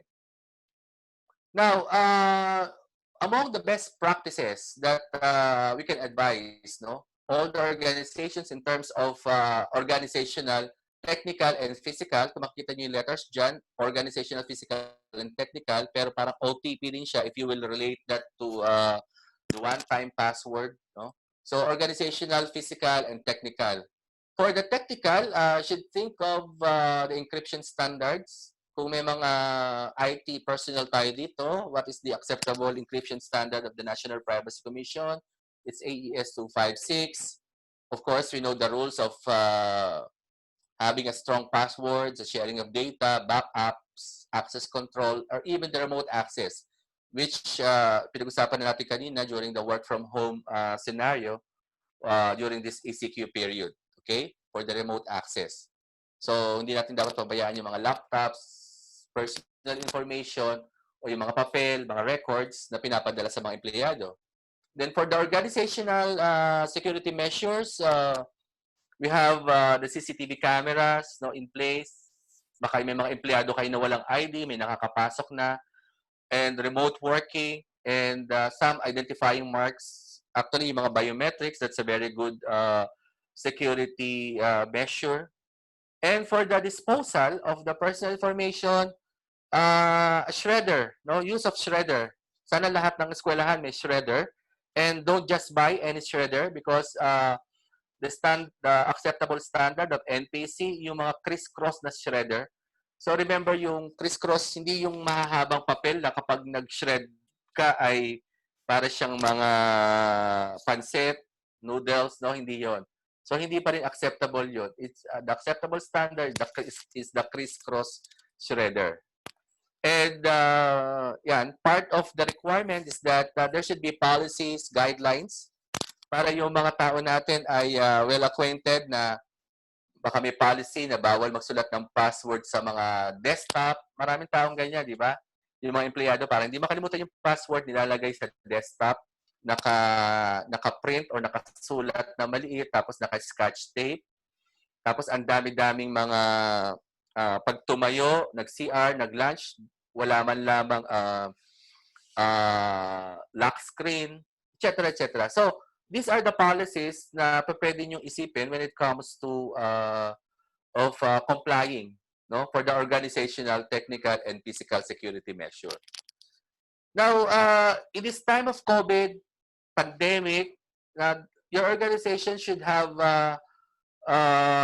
gone through or has approved or dapat meron kayo acceptable use policy or AUP na nakadetalye paano yung paggamit, pag-issue, pag nawala yung equipment, ano yung software, pero siguro I'm 70% based on my personal knowledge na yung mga schools may konting policy, pero yung software, you can use any software, Excel, Word, pero walang password na tinuturo na lalagyan tong password yung file. Kaya pag na-send siya, nagkamali yung send, and imagine we are using the information superhighway or the internet, and merong iba dyan na hindi talaga encrypted even during transit. Kasi ang sinasabi ng batas, even at rest or at transit, meaning at rest, nakasave yung file ninyo, in transit, pag dinala physically or kaya sinend via the internet, dapat ay naka-encrypted, Then, the use of configuration and security, including this video conferencing, ito yung uso-uso ngayon, that when we use the video conferencing method, nasa saan ba nasa-save yung mga files? Meron ba bang ibang hindi nakakakita? Baka mamaya may nagre-record, etc. etc. And sa totoo lang, use of personal emails is a big no-no, So that means you must use your corporate or university email when transacting or sending personal data. Malapit na ako matapos. Kung ako tatanungin for the top 5 key areas that your schools, universities, and colleges should look into in any order, always think of the client consent. Paano kumuha ng consent sa mga sinabi kong data subjects, students, teaching, non-teaching personnel, or even some alumnus, o yung graduates ninyo, paano ba yung consent ng data nila yan? Baka mamaya, sinishare ninyo yan sa mga ito yung magandang scenario sa universities and colleges, di ba? Pag meron kayong alumni association, dalawa yung setup sa mga universities and colleges for the alumni association. Merong isang SEC-registered, merong isa nasa office lang, no? So again, yung SEC-registered na alumni association, it's a different entity. Pwedeng gamitin siya as PIC or PIP. Hindi siya dapat binibigay doon sa mga alumni association na detached sa organization ng school. Maraming ganyan tayo sa Pilipinas. Meron naman, empleyado ng school, hindi SEC-registered yung alumni association, yung nagpapatakbo ng alumni association, pwede na yun. It's part of the process. Pero I know of a lot of schools and universities, especially in Metro Manila, na talagang it's a separate business entity, yung kanyang alumni association. Again, client consent pa rin. Baka ayaw ng graduates ninyo na mapunta doon sa alumni association yung kanyang personal information. Then also, take a look at the rights of the data subjects. No? Under the privacy notice, kailangan nakastate dun all the rights of the data subjects. And the third is the breach management. You should be handling breach management well para in case of a breach, baka mamaya magpunta dyan yung press, tinanong yung security guard, oy, nagka-breach pala kayo. Opo, eto nga kasi may nagnakaw, may nag-download doon, naikwento na. Pero kung walang awareness or knowledge si security guard, ganun ang gagawin niya. Pero kung aware siya about the breach process, posible pang ma-orient siya, ito gagawin mo pag may nagtanong, etc. etc. Okay? Again, profiling is okay, but not for targeted marketing. And lastly, for the top 5 key areas, all organizations must comply with the Data Privacy Act of 2012. So, hindi pa pwedeng meron kayong DPO, pero wala kayo ng other 4 pillars. It should be complete, no? When it comes to the personal, when it comes to the completion of the 5 pillars of compliance. And before I leave, I would like to give this quotation to all the participants that compliance with the Data Privacy Act is not a one-shot initiative. Alam ko na maraming organization na in-outsource nila yon, pero in-outsource nila yung data privacy compliance, but just the same, ang tawag lang doon ay ang tawag ni NPC doon is a paper compliance, no? That means, okay, ito yung compliance, yung 5 pillars of compliance, maraming papel, makapal na papel, pero at the same time, the culture of privacy is not being exercised within the organization. That's why in the Philippines, we are promoting the culture of privacy. Okay, and how do we promote the culture of privacy? By following the 5 pillars of compliance as stated in your screen. Okay? So, before I leave, I would just like to, before the Q&A, meron on your screen, yan yung mga engagement ko. I have a TUB classes being held every month for the training and also for the People's Management Association of the Philippines. You can check my posting and their websites and FB page. And also, we also have this GK College, no? And for all other concerns after this, invitations, trainings, and the likes, you may please free to contact me at my Gmail account, GK Philippines account, LinkedIn, and my Facebook account. And also, you can contact Dr. Randy Gamboa. Okay, so far, yun lang muna for the Data Privacy Act. I can see a thumbs up. Pwede naman tayo mag-entertain ng questions. Yeah. Salamat much, Dr. Rolly. Yeah. We will allow you to have a 30 minutes breather. Actually, 30 seconds only before we start the Okay lang ako. Sanay ako dyan. But again, Okay. for the Q&A, we would like everyone to invite to have a live questions. You can simply click the raise hand icon in the chat box. And please wait to be recognized. So we would just ask the participants to simply state your name and your institution. And because of limited time, please be direct to the point. Of course, please be gentle and please do not use foul words. However, for those who are shy, you can just simply type your questions in the chat box.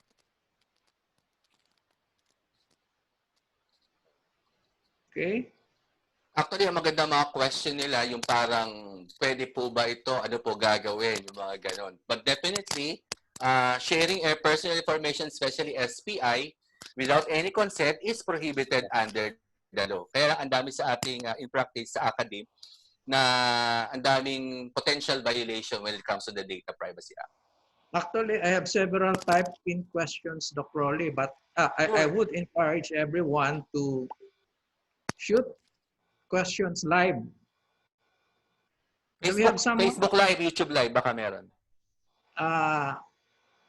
Dito sa group lang muna, ano, Doc Rolly. Yeah.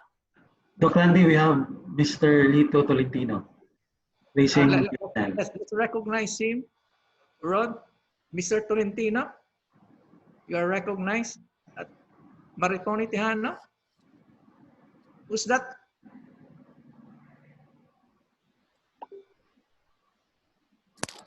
Pero wala siyang video. Okay, may video na siya.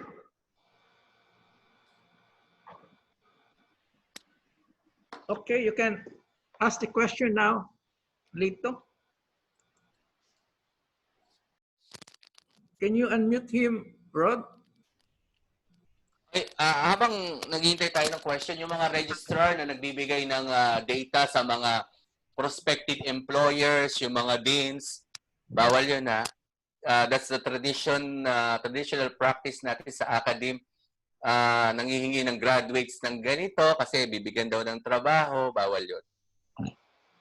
Yes, Mr. Tolentino, you can ask the question now. Yes, sir. Good afternoon. So written attendance sheets used in seminars, conferences, and even in classes are already breaches in data privacy. So if it is true, what would be the solution for this? Okay, number one, attendance to seminars, conferences, kahit na anong attendance pa yan, no? Yan yung traditional na ginagawa natin when we attend conferences. Now, it's a data breach kapag na-disclose yan, tapos kinontak yung tao without the consent. Okay? So, ano dapat ang gawin? So, remember my lecture on data privacy principle, which is transparency. Pag meron kayong conferences, seminars, dapat meron doon sa table na privacy notice, dapat may nakalagay doon para kapag ako yung magre-register ako sa participant, mababasa ko that there is a privacy notice, no? Tapos kung i-share ko siya, ito yung nangyayari naman, traditional doon sa mga malalaking conferences, sinishare yung personal information sa mga sponsors, no? Yung mga sponsors natin are not required under the law to have a copy of that, pero kung gusto mo nating magbigay as an organizer doon sa mga sponsors, you should ask consent from the data subject. Without consent, it's not possible that you can share. And if you share it without consent, pag kinomplain kayo ng data subject, it's a potential breach. It's a potential violation of the Data Privacy Act. Thank you, sir. Yeah. Sir Rod, do we have other questions? Live questions, Sir Rod? Parang wala nang nag-raise hand, sir, sa chat box. Pwede na yun siguro na sa Facebook Live natin, sir. Okay. Doc Rolly, I have about 20 questions from Okay, you. go! Okay, first question from Norberto Labata. Our university got a third party in printing our identification cards. With it, the third party also got the data of the students, faculty, and staff.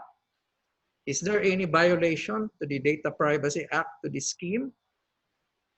Okay, the direct answer is there is a violation if the consent from the faculty, teaching and non-teaching, as well as the students, were not obtained by the school to ask consent. Kasi ganito, magpa-process ng ID iba, tapos at the same time, ang nangolekta yung school, tapos binigay sa kanila doon sa printing company. So, ang tanong is, may violation? Yes. Number one, there should be, sabi ko kanina, there should be an agreement between the school and that printing company. Kasi kung gagamitin yung data, yung personal information, noong ng printing company yung for any, no? Baka mamaya bigla silang kontakin. So it's a violation already, no? Okay, next question is from Maria Jewel. How can we be sure that the correct or true identity of the visitors when entering the school? Okay. I think this is relative to the logbook. Yeah, of course. First, yung logbook, yung sinabi ko kanina, yun yung kaso nun. Paano ma-check? Check the ID. Ang next level of security doon na ginagawa natin sa Pilipinas is that after writing the name, tapos pinakita na yung ID, ang gwardiya kinokolekta pa yung ID. Ang tanong doon, yung ID ba secure sa gwardiya? Akong sasagot, definitely karamihan hindi pa rin. Why? Kasi yung mga gwardiya binabasa yan. May kaso kami actually na ganyan eh. Kinolekta yung mga ID. Yung gwardiya, walang magawa, walang alam sa Data Privacy Act, kinunan lahat ng pictures, no? Lahat ng pumapasok. So nung terminate siya nung company, nung security agency, ang ginawa niya, in-expose niya sa social media yung mga ID na to, no? So ang tanong, na kanino yung responsibility? Kung walang agreement, yung security agency tsaka yung school. And at the same time, is it still valid to collect the ID? Is it still proportionate to collect the ID? Kumbaga, nakita mo na siya, si Juan de la Cruz, why still collect the ID? So, maraming pwedeng pag-aralan dyan sa logbook na yan, tsaka sa security guards. Kaya nga, because of the Privacy Act, nung naging batas itong Data Privacy Act, marami ngayong security agencies na kailangan compliant. Kasi ang sinasabi sa batas, even if you are a PIP, no, security agency, kailangan compliant ka. Kaya yung mga schools dito, kung hindi compliant under the law, yung mga PIPs ninyo, security agencies, developers, gumagawa ng mga system, or kahit ano pang PIPs, contractors, suppliers, better yet, ask for compliance before engaging yourself, your organization, into any contract with them. Kasi yun yung magiging risk factor ninyo pag hindi kayo pag nakipag-engage kayo sa kanila without these organizations being compliant under the Data Privacy Act. Okay? Next question. Okay, thank you. Next question. ISO accredited institution required their faculty to conduct consultations to their students, especially those who are at risk. These information are checked by ISO examiners. Hence, they will know the cases of students. Is this a violation? Pakiulit. Okay. ISO accredited institution required ISO. Okay. ISO accredited institution required their faculty to conduct consultations to their students, especially to those who are at high risk. Now, this information are checked by ISO examiners. Hence, they will know the cases of students. Is this a violation? Okay, very good question. Actually, hindi lang ISO, yung mga accreditation natin, accrediting agencies, di ba? Yung maraming ganyan, especially if they visit the school, pupunta sa clinic, titingin na ganyan, kukuha ng mga sample cases. Is there a violation? Yes, there is. Number one, there should be consent coming from the student na pwedeng makita ng iba. Pero to add security to that, unang-una, yung mga ISO accreditation organization or kahit na anong accrediting agency sa Pilipinas, yung mga kilala na nating mga accrediting agencies should sign a non-disclosure agreement, no? So ibig sabihin papirmahin lahat ng mga accreditors, auditors, including the school, between the school and the accrediting agency, just like yung example mo, the ISO organization, dapat meron silang non-disclosure agreement para kahit na anong data yung makuha nila, hindi nila pwede i-disclose kahit kanino. And at the same time, personally speaking, hindi naman siya kailangan talaga makita yung actual case eh. Kung ako yung school or university na nagpapakita ng mga cases ng mga just to have a random check nung sistema, pwede namang i-redact eh. I would rather say na i-redact yung personal data, tanggalin yung pangalan, and yung birthday, etc. Ang kailangan naman nila yung actual process eh. So hindi naman kailangan yung actual personal information. So there is a potential breach again kapag hindi sinunod yung batas, hindi sinunod yung consent, hindi sinunod yung especially the non-disclosure agreement between the agency and the school. So yun yung mga kailangan natin pag-aralan ng eskwelahan, especially kung may mag-visit na third party sa inyo. Okay? Yun. Okay, thank you, Dr. Raleigh. Next question. What is the liability of the school when it requires its students who will undergo on-the-job training to have their medical certificates notarized, thus making such certificate a public document? Without such notarized medical certificate, they will not be allowed to undergo OJT. Okay, very good question. Buti na lang nasa Academe tayo. I don't know, is CHED requiring yung notarized na medical certificate for this? Ngayon, kung yes, the answer is okay lang, provided that again, do not collect if you cannot protect. Baka mamaya kung saan lang mapunta yan. Second is that yung data na nakolekta, it will add additional security measures kasi hindi mo alam kung saan mapupunta yung data eh. So yung ating notarization, hindi ko rin makuha yung point bakit kailangang i-notarize. At alam naman natin, once a document has been notarized, it's a public document, no? So I don't think it is necessary, and kung ako yung school, I will stop yung pag-notarize as well as yung medical clearances or medical records kung wala naman legal basis. Kasi ang pinag-uusapan natin dito is batas na. No? Hindi na pinag-uusapan dito kung tama ba or mali yung pag-kolekta mo. Is it legal under the Data Privacy Act, and the collection of such personal information, I don't think is necessary. No? So even more so yung notarization ng data. Kasi nga, pag notarize na yan, may kopya na si lawyer, may kopya na yung notary public, and we don't even know kung saan mapupunta yan. And the school might be responsible for this kind of scenario. Okay, from Bobet Castillo, if a certifying agency required submission of documents for their online audit, what is the protocol in using to comply and risk recertification? Now, bootpack can be the default answer, but is it the only answer? Okay, yun na yung question. Okay. Actually, nakausap ko na yung around 3 accrediting agencies sa Academe natin regarding this process. Ang same question, ano yung kailangan nilang gawin para maging compliant under the Data Privacy Act? First, the school and that accrediting agency should sign an agreement, whether that is a data sharing agreement or outsourcing agreement. Pangalawa, yung mga accreditors, yung mga nagbi-visit or auditors, should sign naman, on the other hand, non-disclosure agreement.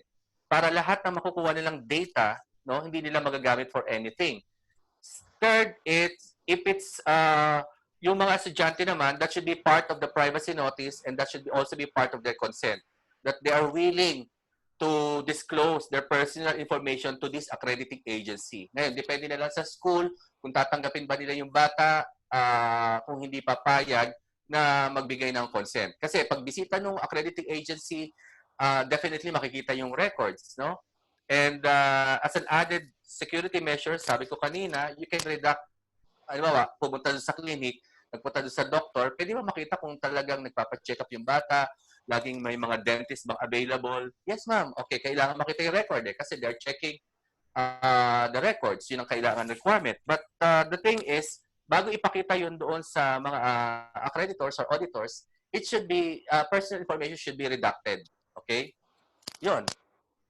Okay, from Jolly Laboy, if I use an office phone to send a message to an authority, is it categorized as privileged communication or a public correspondence? Okay, depende yan eh. Office phone, that means hindi personal data, ginamit yung cellphone for any correspondence.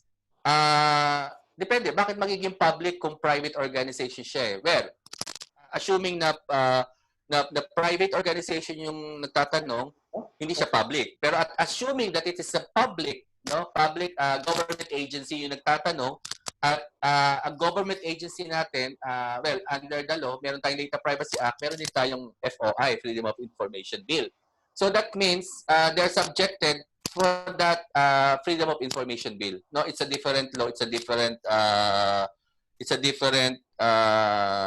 yun, ibang batas yung nagsasabi about that freedom of information. And if you're a public servant, yung freedom of information mo medyo publicized. Freedom of information. Yung information mo is publicized because as government officials, government employees, kailangan yan for ano ba yun? Transparency something na kailangan naka-display yung pangalan, yung email address, etc., etc. But in private organizations like schools and universities, hindi tayo required, no? Unless sabihin ng CHED, required na ipakita yung pangalan ng presidente, lahat ng faculty sa inyong website. But in government agencies, government institutions, they are being required to have this transparency seal. Okay? Okay, just a follow-up question from Mr. Laboy, from Sir Jolly Laboy. Whose consent? That of students or that of parents if they do not have the same consent? Okay, balik tayo dun sa lecture ko kanina. Kung ang bibisitahin ay basic ed 17 and below, sa parents pa rin or guardians. Pero kung 18 and below, sa consent na ng estudyante. Okay.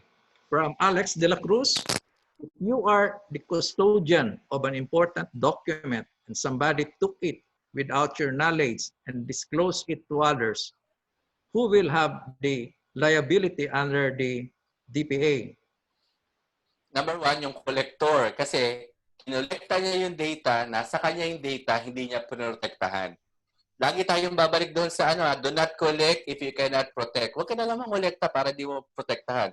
Now, kung ang pinag-uusapan naman natin ay institusyon, so halimbawa, registrar, registrar kasi maraming record sa isang school, tsaka yung HR, may kumuha ng data sa kanila. Investigation will come in, titingnan ni NPC kung saan ba nagkaroon ng kababayaan. Nagkababayaan ka kasi number one, hindi ka nag-comply. Nagkaroon ng kapabayaan or negligence because yung school, nagre-request sa registrar, for example, ng bumili ng steel cabinet, pero ayaw bumili ng eskwelahan kasi nagtitipid. So, maraming ibabalance yung investigation. Pero kung documented yung request ng registrar, ang liability doon, yung pinaka-presidente, yung pinaka-CEO or president. Kasi nag-request na yung registrar, sir, bumili tayo ng steel cabinet. Sabi nung presidente, ayoko bumili niya kasi kailangan natin bumili ng laptop.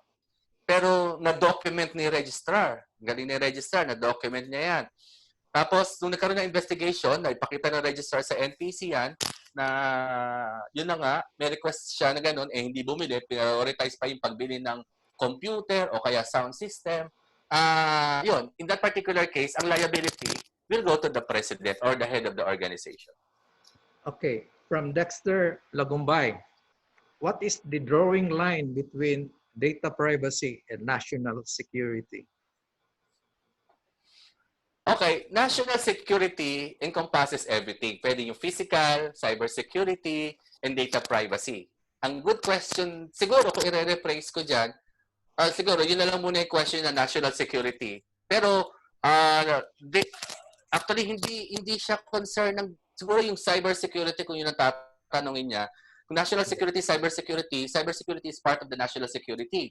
Pero kung data privacy, well, yung mga bansa ngayon, yung mga countries ngayon, they're into data privacy na. In fact, the nearest country na nagkakaroon ng batas o meron na yatang batas this March is Malaysia about the data privacy. Pero kung di ko ma-relate yung national security in terms of data privacy, siguro ang question niya dyan is ang very basic assumption ko dyan is that to attain national security, we need to protect our personal information. Siguro ganun na lang sagot. Yeah, Dr. Rolly, pasensya na. Ang dami pang tanong, ha? Okay lang. Okay, from Bobet Castillo. After complying with the guidelines, company ID was reduced to name only. thus rendering the company ID not acceptable in banks and other entities requiring picture signature comparison. What is the experience of other entities with regards to their IDs becoming not accepted document for identity verification? Okay, ang galing ng question. Okay. Number one, yung ID, wala lang tayong interaction or raising of hands dito. Anyway, yung ID kasi natin, especially whether you're from a government school or private school, ang tanong ko, nung dinesign ba yung ID at naka-display dyan sa ID ninyo yung mga personal data, tinanong ba kayo ng consent? Okay? So, may consent ba? Sasabihin nung teacher or yung empleyado, ay, sir, nag-fill up kami ng form. Babalik ako sa lecture ko kanina that filling up a form is not a consent. Okay? Klaro tayo dyan, ha? Hindi siya consent. So, walang consent. Nawala yung ID. Sino liable? Okay? Tapos kinonta ka nung mga nakapulot niyan. Okay? Liability, sa akin, initial assessment ko, liability lies doon sa may-ari ng school, sa presidente ng school, pwedeng sa HR, pwedeng sa DPO. Bakit? Okay? The reason is that, nung pinirint nila yung ID, hindi kasi sila kumuha ng consent. Sabi ko nga, ba lahat ng sinabi ko from the very start, these are your legal requirements under the law. Okay. Ang tanong is, hindi ba magkakaproblema? Okay. Kung ako sa school, okay, of course, definitely there's a problem there. There's a problem there na kailangan to pag mag-open ka ng bank account, etc., etc. Okay. Kung ako yung school, yung may-ari ng school or the president or the PIC, mag-aasa ko ng consent. Pero gusto ko yung idea na nakalagay na doon pangalan or picture. Wala na iba. Okay yun, maganda yun. That's the best practice. Pero if that will deter, no, yung other requirements sa pag-apply mo ng other IDs or application for anything, okay, you should ask consent from the data subject. Pakilagay po itong SSS, pakilagay po ito GSIS number, pakilagay po itong TIN. So in that case, I can use my ID in transacting in some government agencies. Remember, yung mga sinabi ko mga ID numbers are also government-issued ID numbers which are classified as sensitive personal data. So be careful with that. So ang sagot doon is, include that pero hingi ng consent. Pero best practice yung lessen the personal information. Okay. I think the question of Rosel Basa and Marnie Grace Nico is almost similar. Let me just read the two questions. Can a faculty member refuse for his credentials to be included in accreditation exhibits? That's from Rosel. And from Marnie Sonico, PASOK accreditation requires a lot of data, and these data are scrutinized by accreditors. Is there a violation in Data Privacy Act on the personal data of faculty and personnel presented for accreditation? Okay, direct answer is pwede mag-refuse yung teacher. Why?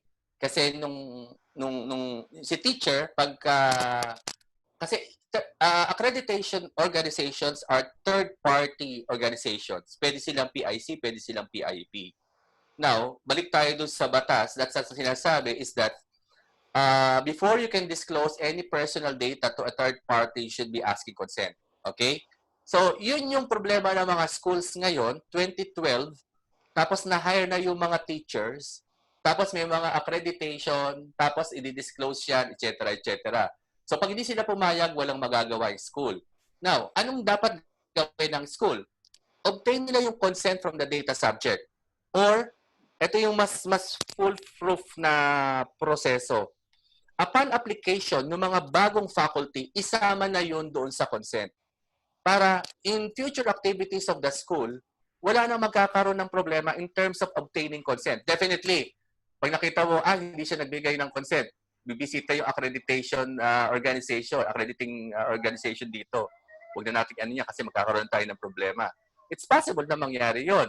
Pero ang problema talaga ng mga schools ngayon, yung mga hired na faculty na ayaw na magbigay ng consent. Okay? Now, tatanungin naman ganito, i-extend ko lang yung issue sa accreditation. Ang CHED ay pumupunta sa mga eskwelahan, no? Pumupunta sa mga eskwelahan para to check their program offering. Pag kailangan mo ng permit, kailangan mo ng recognition, whatever monetary activities is that, Iba naman yung sa CHED kaysa sa accrediting agencies. Kasi yung CHED ay government agency legally mandated ng batas ng Pilipinas. May batas tayo sa pag-create ng CHED, sa pag-create ng DepEd para mag-monitor. Yun, walang excuse teacher na hindi pa pwedeng hindi i-disclose yung kanyang personal information. But if we are talking about private organizations, private agencies, private accrediting agencies, doon tayo magkakaroon ng problema pag ayaw ni teacher na magbigay ng personal information. Thank you very much, Mr. Salbasa from UE. Okay, from Leo Masukol. We are using online registration for our school using Google Forms. We collect students' data, but we do not put a disclosure statements about Data Privacy Act of 2012. Are we liable criminally? Okay, first, ang tawag diyan, hindi ka naman hindi ka naman criminally liable agad, no? Ang tawag lang diyan, hindi ka compliant. For you to be able to be compliant under the DPA, bago ka mag-collect ng personal information, bago ka kolekta, katulad yung ditong webinar natin, merong privacy notice. Lagyan nyo ng privacy notice. No? Mag-include na lang kayo ng privacy notice para at least aware sila na ganoon. Pero ang problema naman, yung over-collection, saan napupunta yung Google files na kinokolekta ninyo? Hindi ko alam. No? Baka mamaya kung saan mapunta yan.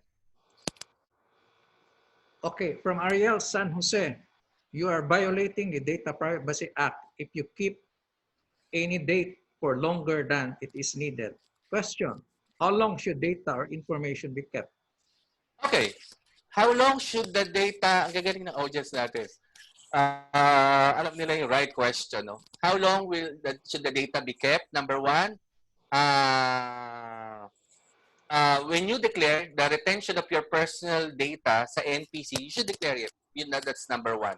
Hanggang kailan nyo siya dinedeclare. Kasi part yun ng registration ninyo. Now, depende. You should fall in the following three criterias. Retention of personal data. We're talking about retention. No? Kung may sinasabi yung batas, and what is the business needs, and the third is what is the traditional practice. I'll give you an example. Hospitals should not, hindi na nila kailangang mag-declare ng retention period for the personal information of their patients. Kasi under the law natin, if you are outpatient data subject, outpatient, hindi ka na confined, they are required to retain the personal information for a maximum of 5 years.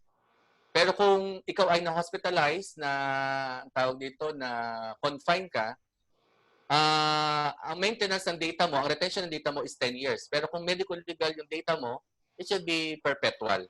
So, depende. Ang question dyan is, kapag may nag-apply ba sa inyo ng trabaho, hanggang kailan yung data kapag hindi siya natanggap? Sa akin, kung if you will apply the second and the third criteria, is I will retain the personal information for a maximum of 3 months lang. Kasi meron kaming case, 3 years ago, nag-apply siya, tapos kinontak siya currently.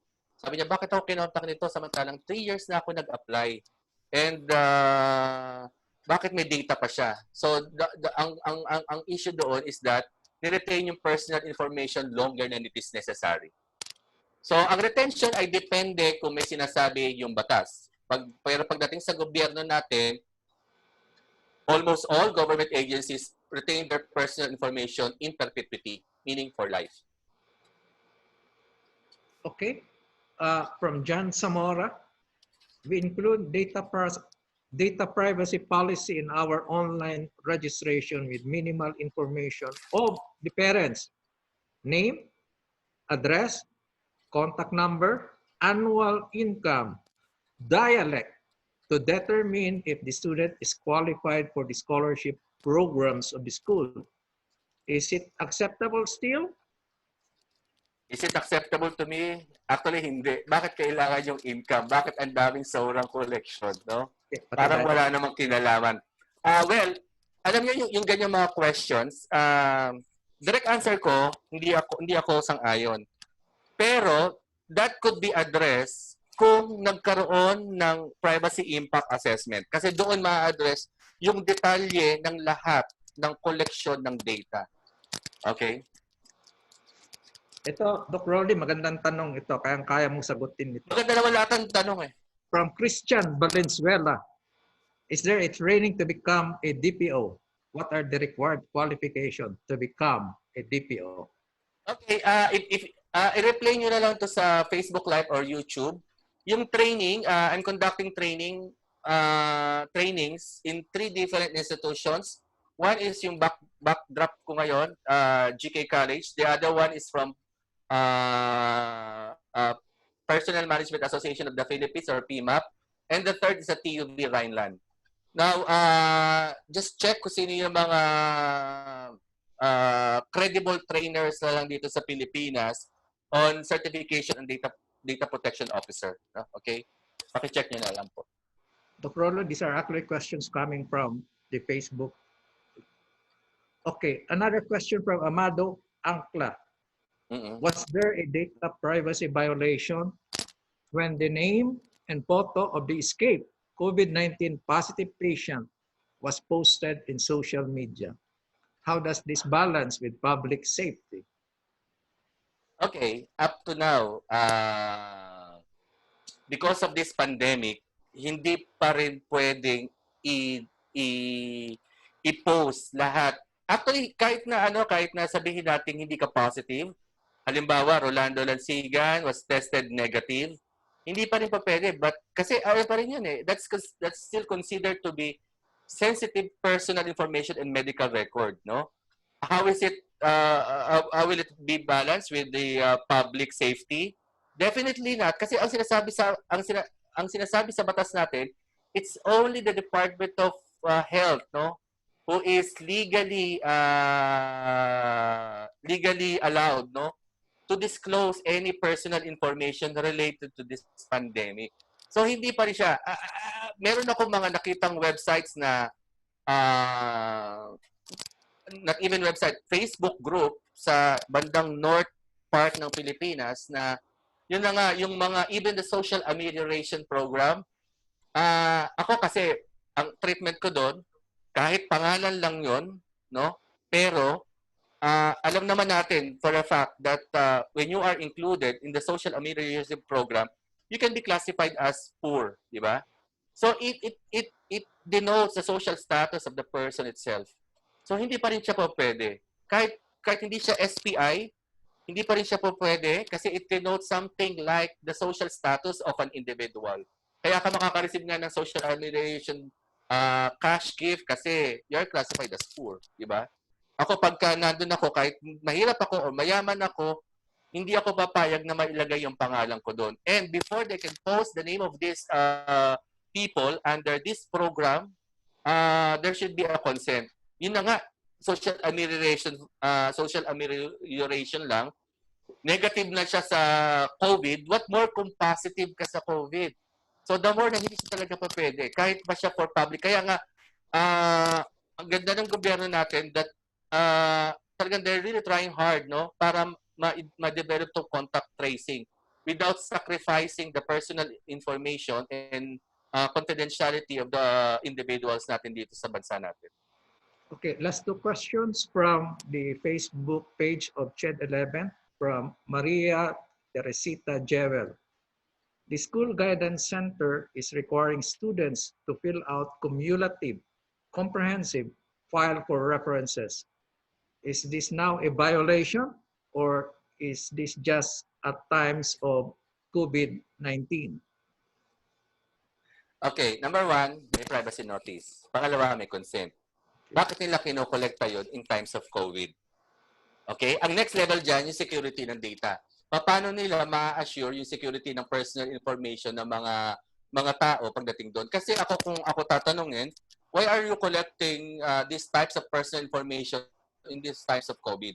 Kasi hindi pa rin siya talaga appropriate kasi you might be collecting personal information which are not anymore relevant to the collection for the purpose of the data processing.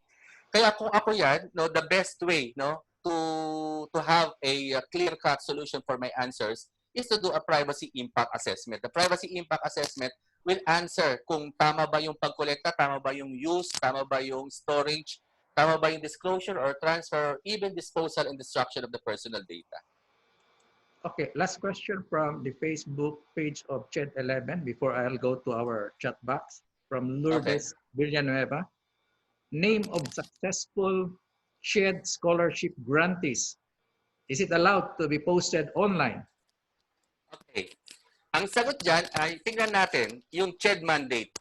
Nakalagay ba sa CHED mandate na pag pumasa ka sa CHED scholarship, ipopost ng CHED to even without your consent? Number one, kung meron, okay. Kung wala, you need to get consent from the data subject. Meron kaming case na ganyan. It's not from CHED, but a private organization, a private school na pinaskin nila sa Facebook page nila, sa website nila, yung mga scholars. Ang nangyari, nakakatawa nga yung nangyari, is that yung pala, hiwalay siya sa nanay niya, tapos yung nanay niya ang pumunta sa school para kuhanin yung cash scholarship niya, no? So kasi nakita sa Facebook. So things like that, consent must be obtained at all times, especially if it's an SPI. Okay, now our questions coming from our chat box from Francis Alterado of Palawan Polytechnic College. Can teachers use video with students with teaching remotely? Okay, yan. Again, kailangan ng consent. Okay? Katulad nung, marami ng webinars ngayon, you must obtain consent. No? Kasi, I'll give an example. What if yung school is a private school, especially high-end school, tapos may nakakita that, ay, nag-aaral pa yan si ganito sa ganitong school. No? So, malalaman niya na, oh, may kaya to. Marami ng cases na ganyan, maraming possible scenario, pwede siyang makidnap kasi nakita nga yung bata na nag-aaral dito sa prestigious school. Kaya nga kung makikita ninyo yung mga I don't want to mention schools, no, especially in Metro Manila, wala silang mga uniforms. Kasi pag may uniform sila, ma-identify sila kung saan silang school eh. And they may still be subjected to illegal activities such as kidnapping, holduping. Kaya etong webinars na to, I suggest for all the schools to obtain consent na kung saan nila gagamitin. Pwedeng hindi naman siya magagamit publicly, kaya lang this one, it's good that you mentioned about the privacy notice earlier na pwede siyang i-post sa Facebook, etc., etc. No? So pagka ayaw mo, lumabas ka dito. The same thing with your question. Obtain consent from the data subjects, from the parents, especially kung 17 years old and below sila. Okay, this is just a remark from Stephanie Falconit. Just last year, we asked our accreditors, assessors, auditors to sign a NDA in 3 copies, DPO, Legal Affairs, and for file. Just a remark from Stephanie Falconit. Well, that's a good practice. Tama yun. Okay, next question from Annabel Saiman. Sir, how about those entities requesting for verification of information of our graduates applying for their company? Can it be considered a breach of privacy? Okay, ang question doon is hindi siya siguro ang breach ng tanong kung di allowed ba yan or is it legal? The answer is it's not allowed and it's not legal. Kung gusto nyong gawin yung proseso na yon, you should ask consent from your graduates, no? And for the graduates to make it to be a valid consent, dapat alam din nila kung kanino i-disclose yun.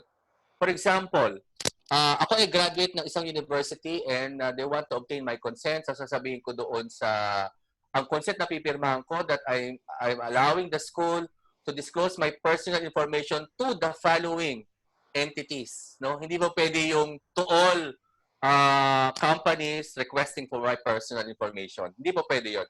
That is not a valid consent kapag binuo mo yung pagbibigay ng consent for any entities. Okay. Next question from Josephine Hipigon. Can we dispose recorded test papers portfolios, etc. of students in garbage bins of the school? Definitely not. Ang sabi ko kanina, shredder. Hindi pa pwede yon. Kasi test results, katulad ng example ko doon sa registrar, doon sa isda, no? Ganun din yon. It's a test paper. So kung makita zero siya, so imagine, no, yung mangyayaring consequence. Okay, from Ruby Serrano, can the data subject withdraw his consent? What should be the ideal data retention schedule in line with legal and regulatory compliance? Okay, can the data subject withdraw? Definitely yes. That's part of the requirement also, compliance, that a data subject can withdraw anytime, no? Anytime his or her concerned. What is the retention period for all the legal requirements? Depende kasi yung mga notary public natin, yung mga notarized documents, they have certain requirements when it comes to the retention period. I think yung mga cases natin, there's also a certain retention period for that, no? Okay. Dr. Rowley, this is the last question now from CHED Okay. 11 from the records unit. Our office is constantly receiving school verification requests from third-party organizations. As such data flow and other private firm charging applicants excessive fees. Our central office has issued memorandum that DFA apostille is enough evidence of authenticity of documents or records. Is this enough practice? Again, this is coming from CHED 11 records units. Okay, good. Okay yung last question mo. Okay. So, si CHED ay government agency. Dalawang entities ang pwedeng manghingi sa inyo ng data. One is a private organization, pwedeng kumpanya, basta private, basta pwedeng kumpanya na gusto lang makakuha ng mga listahan ng graduates, pwede rin government agency like DFA. Okay? Now, yung private organization na yun na nangungulekta ng data, kung walang consent at kung wala sa mandate ng CHED na bigyan sila, no? You must review the mandate of CHED. Tingnan niyo yung manual of regulations kung pwede kayo. Kung pwede, yes. Pero tingin ko, walang mandate ang CHED na mag-disclose ng any personal information to a private organization. Now, balik tayo doon, punta naman tayo doon sa government agency na nangongolekta ng data. DFA, for example, kung nasa mandate ng DFA na legal silang kumolekta, no, ng data sa CHED, okay lang. Pero kung wala, hindi po pwede. And I'll give you an example, yung government to government. Remember the case of ano ba, Randy, yung injection sa mga bata, yung lately? Yung issue doon, nakalimutan ko yun. Hindi SARS eh. Sakit ba yun? Yung sakit yung sa mga bata. Anyway. Kay Secretary Garin po yun, Dr. Luli. Ano pangalan ng sakit Sa na yun? Department of AIDS, sa Department of Health, UH. Ano yun? Anong injection? Anong bakuna yun? Nakalimutan ko din. Okay, anyway, this vaccination program of the government, di ba, nagkaroon ng issue at sinasabi nila, nagkasakit yung mga bata, etc., etc. Now, Dengbak siya. Ayun, dengbak siya. Very good. Dengbak siya. That is dengbak siya. Yung dengbak siya is a DOH program. Okay? Now, ngayon, because of this problem or concern ng DOH at ng gobyerno, maraming gustong kumuha ng data sa DOH. One of the government agencies na gusto kumuha ng Dengbaksha patients list ay ang Public Attorney's Office. Okay? Now, ang tanong, gobyerno ang Public Attorney's Office, bibigyan ba dapat sila?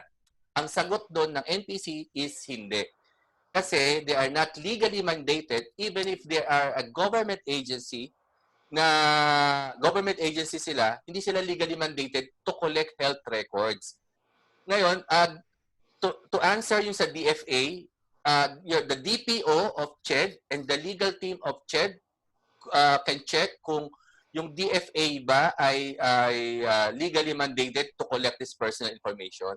So sila lang ang makakasagot niyan at that's the best way to whenever you want to release this data. Okay, that's the last question, Doc Rolly. Tanong ko lang sana personally, ilan ng paper shredders nakita mo? Because when I was still the DPO of the university, that was your first question. May paper shredder ba kayo? Do you practice recycling? Anyway, that's the last question. So, Doc Rolly, in behalf of CHED 11 and on behalf of everyone here in the meeting room, thank you for taking the time to speak to us. Your insights into data privacy in the academe, how it is impacting the lives of so many of us, was both fascinating and disturbing. Hopefully, we can avoid some of the potholes on ours. Daghang kaayong salamat, Doc Rolly. Thank you. Yeah, one last. Meron lang ako, batiin lang. Yung president ng school sa Mindoro, yung Paradigm School, si Sir Hernan Erorita, and also faculty from Adamson, si Rico Chedoro, and the last but not the least, the Associate Dean of the College of Computer Studies of the University of the East Manila, si Professor Tess Boribor. Maraming salamat and yun, nag-message sila since other day that they are attending this webinar. And thank you very much. Thank you. Okay, thank you everyone.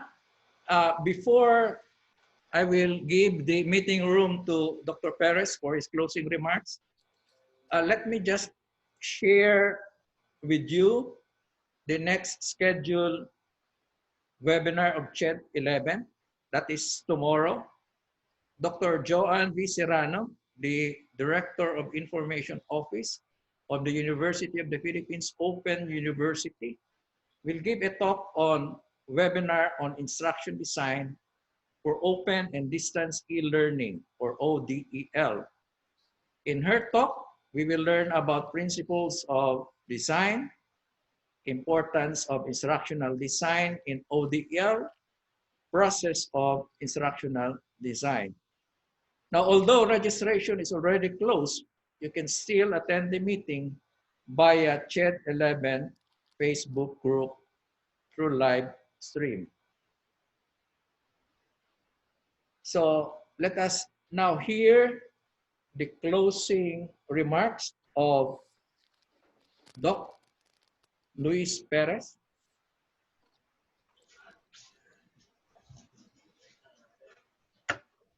Okay, thank you very much, Ron. Do I have to give the, as per program, do I have to award the e-certificate to our speaker? Yes, sir. Yes, sir. Okay. Okay. Virtual. It is my pleasure to award the certificate of recognition to our speaker. But first, allow me first to read the citation or the contents of the award. Republic of the Philippines, Office of the President, Commission on Higher Education, Regional Office 11. This certificate of recognition is hereby awarded to Dr. Rolando R. Lansigan for Lansigan, medyo hindi ko masyadong nabasa, masyadong maliit. For sharing the expertise in time as the resource person during the conduct of the CHED 11 webinar on privacy in the Academe. In the Academe, in terms of COVID-19, what are the do's and don'ts, among the administrators and faculty of higher education institution in Region 11 held on June 2, 2020 via Zoom, Facebook, and YouTube live streaming. issued the second day of June 2020, Davao City, Philippines, signed Dr. Maricar R. Casquejo, CESO 3 Director 4. Thank you, Dr. Lansigan. And now I will give my closing remark. Of course, good afternoon, everybody. Okay. First of all, in behalf of the Commission on Higher Education, Regional Office 11, headed by our Regional Director, Dr. Maricar Casquejo. Okay, I would like to thank you all for actively participating, joining to this CHED 11 webinar number 4 entitled Privacy in the Academe in the Time of COVID-19. What are the do's and don'ts to be conducted this June 2020? Okay. My special thanks to our resource speaker for this series, Dr. Rolando R. Lansigan, VP for Academic Affairs of GK, College of Business, Arts and Technology, and Data Privacy Consultant, Lecturer, and DPO Certification Trainer. So thank you very much, sir, for your precious time and efforts. Your discussion, I am actually listening now while I'm working, is very clear and comprehensive, and your responses to the questions are very precise and enlightening. Certainly, the CHED 11 is very grateful for sharing your expertise on this very important topic. Okay. I would like also to thank, of course, my friend, Dr. Randy Gambua, Dean of ICT of the University of Southeastern Philippines, for supporting and helping us organize this webinar series. And of course, this webinar series will not happen without the initiative in support of our RD Casquejo and my colleague of the technical division, specifically Mr. Rod Pagandihon and Dr. Evelyn Ekli. As mentioned, this is our 4th series, and tomorrow, as mentioned by Dr. Gambua, will be our 5th series webinar on instructional design for open and distance learning. And our speaker is the director of the Information Office of the UP Open University in More University. Okay, so again, this is very, very important topic because in relation to the implementation of our flexible learning mode. And of course, more sales will be forthcoming, and rest assured that CHED Row 11 will continue to serve our shared stakeholders, and we are hoping for your usual support and cooperation to whatever initiative our office will do, especially in the time of pandemic crisis.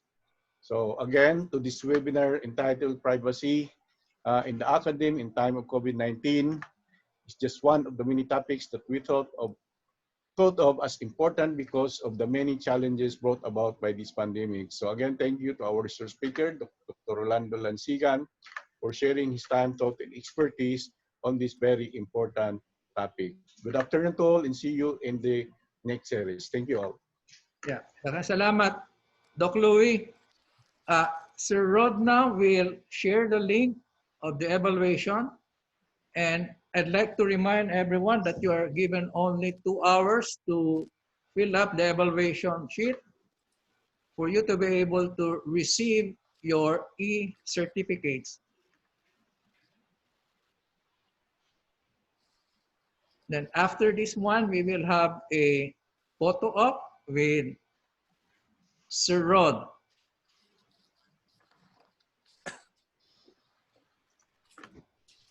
Okay, that's the evaluation link.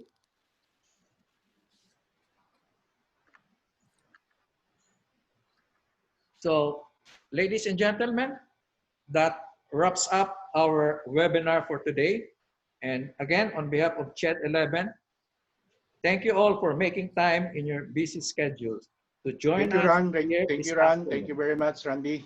Yeah, it's been a pleasure to host this webinar. Hoping that you found this afternoon's webinar informative and useful. I wish you all a pleasant day. This is Randy, now signing off. Thank you, Sir Randy. Let's have a photo up now, a group photo up with Sir Rod. Okay, first, gallery picture. Thumbs up. Kindly have your thumbs up, please. 1, 2, 3. Okay, next. Thumbs up. 1, 2, 3. Smile. Another. 1, 2, 3. Smile.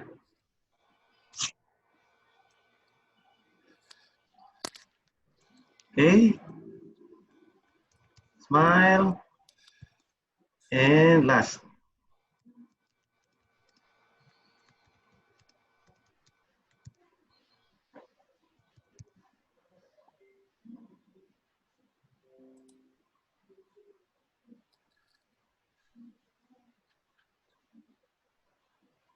Okay, thank you po. Thank you.